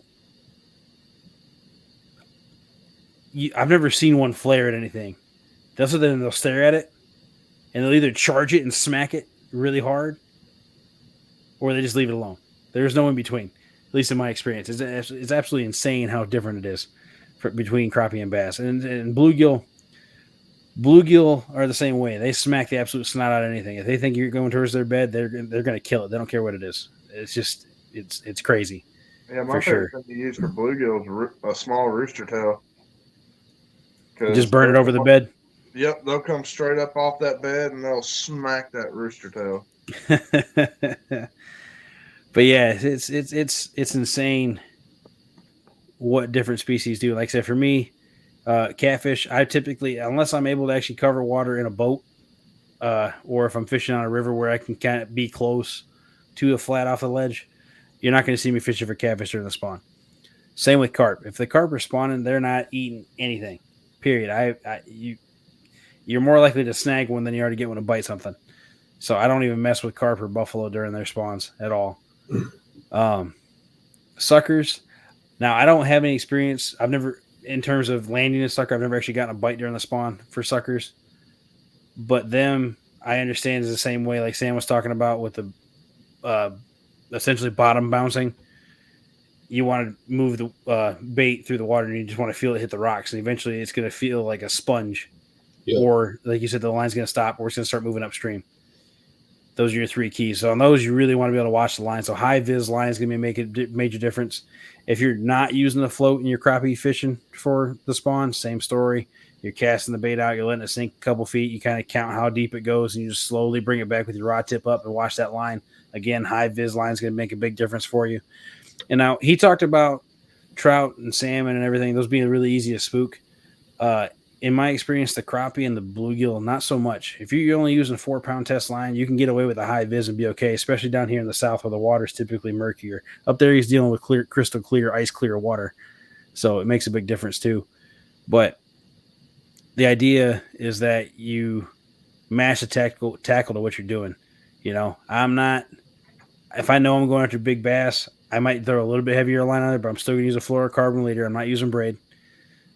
Unless I'm using it as a backhand. I'm going to have a leader at least if I'm using braid. And I'm going to fish weightless baits for the most part. Unless I can't see, then I'll use a lighter weight jig and go across the bottom. And again, that's just to cover the water because I can't see it. But with the crappie, they're typically harder to see unless you have a really, really good vantage point. They're really hard to see, even in clearer water, because of how small they are. And because of where like the hikes typically hide in trees, you can't really see them. So covering water is the big deal. But those crappie, bluegill, some of them other species, it doesn't matter because they don't care. They're either going to hit it or they're not. And if they do hit it, they're going to smack the snot out of it. So it really doesn't matter what gear you're using. But typically you're going to want to use stuff that's a little more sensitive in those instances, especially if you're using lighter weighted baits, stuff like that. You're not going to want to go out there with a medium heavy or a heavy rod. You're going to want either medium or medium light or even ultralight to cast these tiny baits that are weightless and still have the action you need for them. Zach, you touched on time of day. You talk about how during the night it's more of a sit and waiting game because the bait's acting different. Some species, that's not the case. You know, those fish are sitting on those beds. If you're bed fishing specifically, if you're bed fishing, it does not matter what time of day it is. Those fish are still doing the same thing. They're guarding that nest 24/7. It is what it is. You know that. So it doesn't matter what time of day you're fishing for these fish. You have that chance to catch these giants if you can find them. I'm not saying go out there with a spotlight or nothing, right? Because obviously it's going to spook the fish. But you can literally, again, using the same tactic I do for not being able to see, covering a light jig or a light Texas rig, you can still trick these fish into biting. But again, obviously at nighttime, you can't see. You're going to be going off a feel. So again, the equipment's going to give you that feeling to detect those bites. So it's kind of funny that you mentioned about spotlighting. I don't do this when they're spawning, but also I don't think they're in season. But walleye, when I'm like exploring like the river and stuff at night, because that's when walleye are more active. I bring a bright flashlight. Like, won't lie, I'll shine the water looking for the glow in their eye because it's like one of the only fish that has that like shine. So yeah, I will definitely use that to my advantage. For those who don't know, let me pull up. Here we go. Let me pull up the screen again. Hang on. Add the stage. Walleye, they have this iridescent eye. There's a good picture of glowing in the dark. For whatever reason, they excel at night. That species prefers to be nocturnal, but that's what he's talking about. Flashlight, you can see that even though their bodies are completely blended with the rocks, you can see those bright white pearls while looking for them. It's pretty insane. I actually know why their eyes do that. It's an increase to calcium. It's the same reason why dogs and cats' eyes glow, and like any nocturnal animal, it's an increase of calcium that reflects. High school outdoor science got me hooked. It was the only A I got in school. If I say getting the low down here, right? We got extra credit for going fishing, so that's how cool that class was. I got you. But yeah, so it's what you do for these species can be different. And actually, you want to touch on walleye for their spawn, since obviously it's a little bit different. I mean, obviously they're going to prefer rivers, and obviously easier time catching them at night. I've only ever caught a few though, so I don't really have a ton of experience with it. But the ones I did catch, I know were during the spawn. So I don't think they spawn when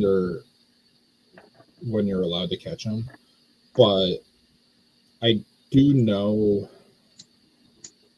Like basically, if you just want like a quick tutorial on how to catch them, find a place where there's bait fish. If there's no bait fish in an area, get a jug, throw a glow stick in there, weight it down, make sure you grab that because that's terrible for the environment if you just leave it to like decay. Wait for about a half an hour, you'll see the bait fish, and then it's normally a count. My go-to is a countdown or Rapala. Size 11, normally white and black. That's pretty much my go-to, or clown. And that's what I normally do, like in the mouth of rivers. And there's other ways that you can get them, but I don't really fish them during the spawn because there's a reason you don't catch a lot of them up here. That's fair. That is totally fair. So I get it. So but we don't have walleye here. We have sauger. You have walleye there. You are insane, my friend. They're just harder to find. Sauger are definitely more popular down there, but they're all through the Mississippi and Tennessee River, man. And walleye up here, sauger. Like I said, I know for a fact you have them because I've caught them in Lake Gunnersville. Gunnersville, I'm talking about Wheeler and Wilson, where I fish. Oh, Sam's busting out Google. We're going to find out the walleye on Lake Wheeler. It's coming. Let's find out. Yes, they are native to Alabama. And I'm going to be really embarrassed if you don't live in Alabama. He lives in Alabama. All right, good. Yeah, they're native. Well, we don't see them. If we see anything close to a walleye, it's a sauger. Well, you have all three, so it is what it is. And they pretty much go to the same areas. They almost look the same. There's very little differences in terms of looks out between those three fish. Literally I've the one wanted to catch walleye, but I've never caught one. I've only ever caught sauger or sauger. Well, what's even worse? Okay, so because we live down south and the water's murkier, you don't always even if it is got the differences, they're not always obvious, right? So a sauger has the dark blotches, whereas a walleye is typically golden throughout and has the white tip fins. But if you're fishing in murkier water, you'll know quite quickly that the colors on these fish change. And so when that happens, you can't always tell flat out because that sauger might be washed out and look like a walleye, but it doesn't have the white tips on the fin. And literally, it's that little of a difference between those. And they get roughly to be the same size. Walleye typically, I think, are bigger or have the capability of being bigger. Walleye are the largest, and the perch like family. But if I'm not mistaken, sauger grow faster. Sauger did grow quicker. So I don't hold me to that, but I think that's the case. So even again, going back to fish knowledge, I mean, it makes a big difference too. And that's what this show's about. Like I said, giving the knowledge to you guys and other potential fishermen out there, so they can get in the sport and not have to worry about learning all the stuff that we're talking about. That's the name of the game. But one other thing I want to cover: fishing during the spawn is going to be a patience game. Whether it be you're trying to irritate the fish into biting, whether it be you're trying to find the bait and hoping you catch them during the pre-spawn or post-spawn in terms of catfish, whether you are making 1,000 casts at the same fish or the same area, trying not to disturb the beds, or whether you're waiting for the wind to push the bobber across the water, it's a patience game. So while it can be some of the most satisfying fishing you can do throughout the year, it can be some of the most annoying and infuriating as well. I wouldn't say as much as ice fishing, but it's definitely up there. Ice fishing is the best, worst time you will ever have. you said that you said that a couple weeks ago. So yeah, I definitely remember that quote. Way I can describe that. Well, and it's a very, very accurate way to describe it for sure. It's like you're just sitting there, and it's like, am I going? Like, why do I do this? And then like you'll get a flag, and there will be nothing on this flag, and you'll be like, oh yeah, that was fun. I'll give it another hour, and right. Yeah, it's like the same with catfishing. Like you can go and be like, you could be on set up on the perfect feeding spot. You know the fish move through there to feed. You know everything's right, and you can still go a month without catching a fish. And that's another thing too. The spawn, depending on the weather, can last for what seems like forever. Last year's catfish spawn was probably the worst I've ever had to experience dealing with. It felt like it took forever. And it was because that water was flip-flopping so hard right there at that 70-degree mark between 65 and 70. And by the time they got through spawning here, it was almost fall. It was absolutely nuts. My biggest thing when it comes to ice fishing, and this is going to sound bad, but moving lines is a lot of work, and I'm lazy at the end of the day. Like, I don't want to do that. Like, you got to drill through like 14 inches of ice, 18 inches of ice sometimes on a good winter. Why do you think I fish on a kayak with a trolling motor? I'm lazy. I don't feel like paddling. I enjoy the kayak part, but I don't enjoy the paddling part. It's like if I don't paddle. I pedal. I pedal. I don't paddle. Same reason. We're gonna have to have another race now that I got the new motor. I'm pretty sure I still got you. Don't hold me to that, obviously. I'm pretty sure I still got you. We'll just have to wait and see. X3 might get you. I don't know. But take a look at the chat now. If you guys have any questions, please feel free to holler. Fish Shizzle's in the house. He is a big time catfisherman up here in Chattanooga as well. I know he catches fish during the spawn, but he uses that live scope stuff. He's actually able to find the fish, and he knows. Obviously, like anything else, live scope's a tool. He still knows the areas. He still knows where to go. Still has the experiences, all that good stuff. So it's just a tool. And that's another thing too. You can use it for crappie, bedding fish, bedding bass. If you can't see so much, that's another way you can cover some water. Obviously, you can't go too shallow, right? It depends on your setup on your boat and whatnot, but it is something you can use. And another nice thing, too, about fishing during the spawn, especially if you find bluegill beds or you're fishing for crappie and stuff like that, you know that bass and stuff are going to relate to those beds anyway to feed, because those panfish species especially tend to spawn more times in the year than anything else and for longer. So with that being said, it's another source of bait. And also those same species, the panfish species specifically, tend to hug those beds year round in terms of cover. So even if they're not actually spawning, they're still there. And then eventually you're going to find predator fish preying on them too. So being able to see those places and mark them on your fish finder for later fishing is not a terrible idea. And definitely a tip I would put out there for you guys. Let's see. Question. Let's talk about the poll quick. So got 21 votes tonight. 21 people voted on this thing, and 67% of them said yes, they would fish during the spawn. 10% said no, and 24% said they would depend. It would depend. I didn't see anybody put any reasons why that it would depend, but I assume that the reasons are very similar to what we discussed and talked about. Let's see. Questions wise, Hillbilly Hondo said he had a question that was off subject when we get done.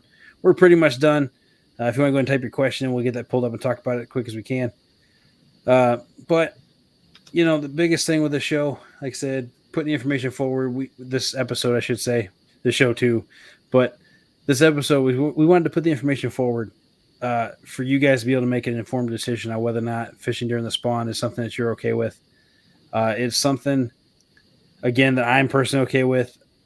Sam and Zach are still okay with, and I'm assuming with the information we put up tonight, their opinion hasn't changed. Because we all understand the moral, and the ethical complications that come with discussing that subject. And with that being the case, at least for me, it hasn't changed anything. But if you're watching the show and it has changed your opinion, I'd love to know why.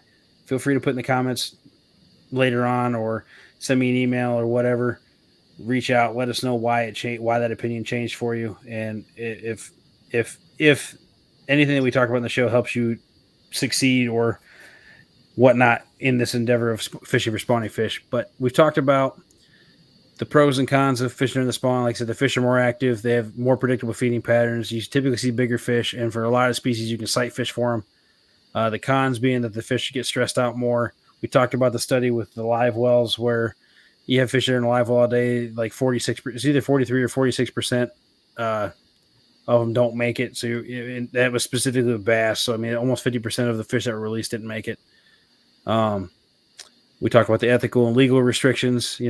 Ethically, you're disturbing the population, because if you don't get a fish back in time, or you completely ruin the bed, in the case of catfishing, when it comes to noodling and stuff like that, where you completely ruin the bed, then obviously those fry aren't hatching. It can make a large impact on the population.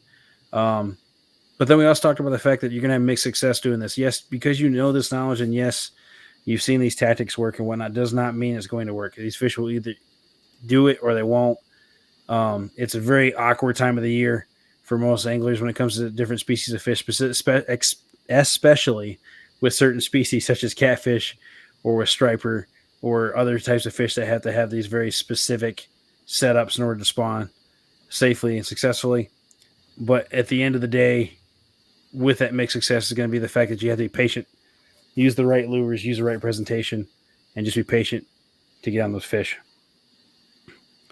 Let's see. Hillbilly Hondo's question is, I'm looking at getting 2 new rods. One of them is a tough freaking rod. What is the difference between a regular rod and a bumping rod, and what are your thoughts on these rods? So first off, tough freaking rod is a brand. I don't know if that's what you're talking about. You want me to take it over for the TFRs? Sure. If you're talking about the brand, then Zach's got you covered. If you're talking about just a tough rod in general, then pretty much every catfish rod brand is going to be decent. But I'll let Zach touch it. All I use. That's the rod brand I use, because they're carbon blanks. They're pure carbon. They're woven like the Big Fish Energy rods. They're the new rods that just came out. That's woven carbon. So that rod is stronger and lighter than your standard, let's say, composite rod or something like that.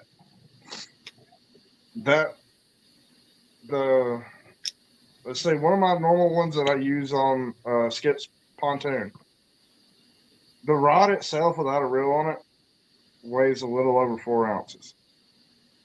That's it. And I like them because they're lighter, they're stronger. You can feel the fight a lot better. It's just all around a better rod for what I do. I'm pulling planer boards with heavy baits behind it. Mad Cats really don't work for me in that situation. There's too much flex in the rods. Even the heavy action ones don't work in that situation. I like a rod that's not going to flex completely into the point where it's loaded all the way. Now you have to think differently using a carbon rod, because You cannot high stick them under any circumstance. That blank is not designed to be high sticked. You will break a carbon rod very fast doing that, and it's not hard to do that. Now, the TFR composite rods are just like the rest of the rods out there. And then I think Mad Cat came out with a carbon rod, didn't they? Don't hold me to that. I think they might have. I can't remember. But And then, but he was referring specifically to the brand of TFR. So you do well with explaining that. But to answer your second question, Hondo, the difference between a regular rod and a bumping rod is literally just the action. All right. So most of your typical catfish rods are going to be either medium or medium heavy, typically. Or you're going to have some that are heavy, and there's going to be some that are extra heavy, but those are very specific. And usually you're only going after big fish, or those brands that are making those rods are also for sharks.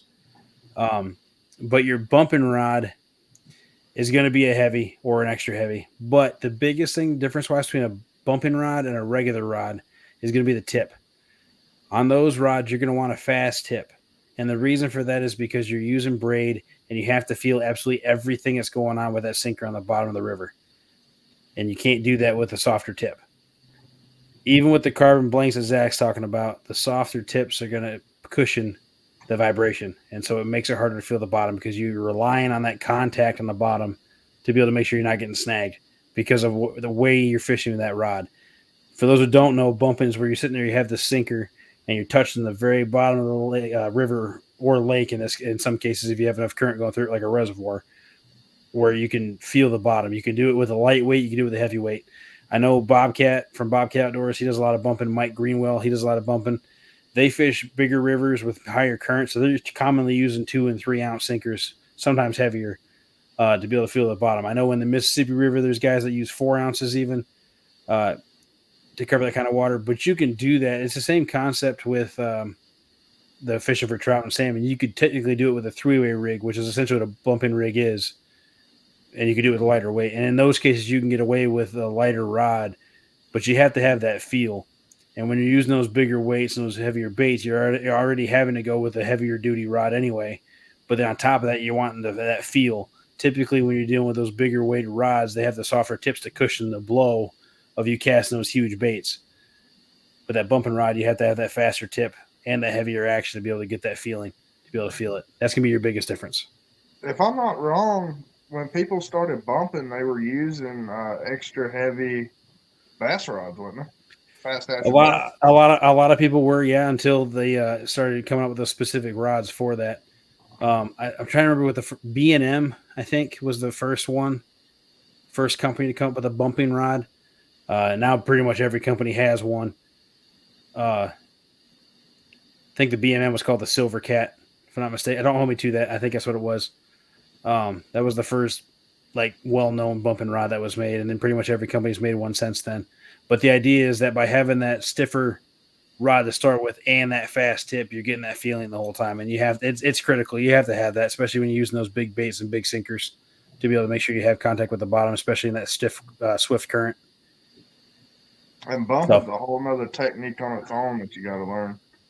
It is, but to be honest with you, it seems simple, but the feeling, once you get the feeling, you're good to go. The feeling is the hardest part to understand. It's not a hard technique. It's just a matter of learning the feeling. But I hope that answers your question. I know it was a little long-winded, but I do hope that answers your question. But yeah, with that being the case, I don't think we have any more questions. Like I said, we've gone over some stuff. I do have a couple announcements. We are doing the 500 subscriber giveaway this coming February 29th. We are giving away actually a TFR rod, a medium heavy 7'6" bait casting rod from TFR. We're also giving away some hooks, some peg floats, some hand-tied crappie jigs or skipjack jigs, either one. Some Bobby Garland plastics that Mrs. Yak picked out that she likes using for skipjack, and some other things. We got some other stuff coming in too, and various donations and stuff like that. But that'll be on February 29th. It will be a subscriber-only stream, so if you are watching this and you aren't subscribed, please consider doing so. The only way to be in it is to be a subscriber for at least a week. So the deadline is February 22nd to be able to get in on that. Other than that, the gathering's coming up in May. That'll be it's a catfishing and YouTube / conference. We fish for the whole weekend. I know Zach will be there. I'll be there. It is in Chattanooga, Tennessee, so it's a bit of a drive. So Sam won't be there, unfortunately. But there will be a lot of other great anglers that are there. And let's see what else. CatCon. The Catfish and Crappie Conference is not this coming weekend, but next weekend. It's Friday and Saturday. I can't remember if it's Sunday too, or if it's just Friday and Saturday. But that's what Hillbilly Hunt was talking about in the comments in the chat there. They have a lot of catfishing and crappie gear available. You get to see a lot of pro staffers there talking about their tournament strategies and stuff. They have a lot of good speakers. It was set up by Steve Douglas, who is a well-known catfish angler for a long time on TV and on the internet. Super good dude. Super good conference.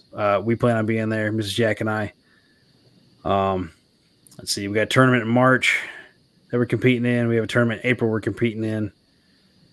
And at some point, I know Zach's going with me, but maybe Pat from Real Beast also. I think we're going down to Florida for a kayak-only guys weekend of redfish fishing down in Florida. That'll be fun. And so there's going to be a lot of good stuff coming up on the channel. As for the podcast, we're going to be doing another episode. We do it every other weekend, 10 o'clock to midnight on Saturday night, every other weekend. So not this coming weekend, but the next one, which would be, let's see, let me think. What day is that? I can't remember. What's the calendar? Will we be in Florida the weekend of the podcast? No. Actually, I don't know. I'll find out. The 24th. So I will be rushing home from CatCon to do the next podcast episode. I might be starting in the car while I wait and see. But make sure you tune in for that. I'll have the notification out for that next episode coming up on Facebook, or not Facebook. Well, I'll be on Facebook too, but Facebook and YouTube soon. So be sure not to miss that. Guys, thanks for sticking with us. I know it's been kind of long-winded, but we're talking about fishing during the spawn. Hope you guys are able to establish an opinion on it. If you haven't done it already, please like and subscribe and share us out. Be sure you tune in. If you haven't fished during the spawn yet, make sure you at least try it, but think about the things first, as what you can do it's been proven that you can make a substantial impact on your populations depending on how you treat the fish and how you fish for these fish. So keep that in mind. Hope we were able to help you out with that. Again, I'm Anthony. We got Sam from Sam's Amputee Outdoors and Zach from Catfish Viking here as well. Thanks again, guys, for helping me out with the show. You got anything else you want to add?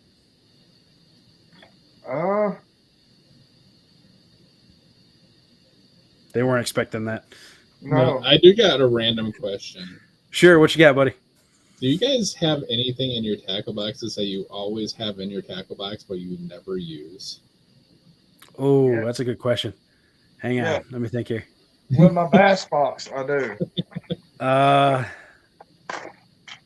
That's a good question. My father. You know what? Yes, I do. I've never used this. You don't use a wacky rig tool? Why not, man? I use it quite often. I'd rather just hook it through the worm.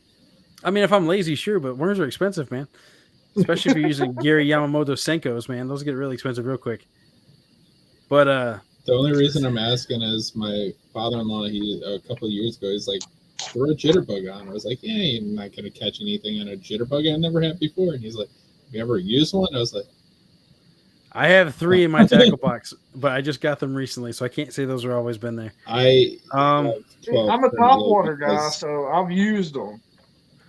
I have so much good luck on those things up here. Like, I had one in my box, and I caught a 4.5-pound largemouth on it, and I have so many now. Hillbilly Hondo says yes. The one thing in his tackle box he doesn't use is grippers. Now I don't know if it's because he's not catching fish or just because he refuses to use the grippers. I'm not sure.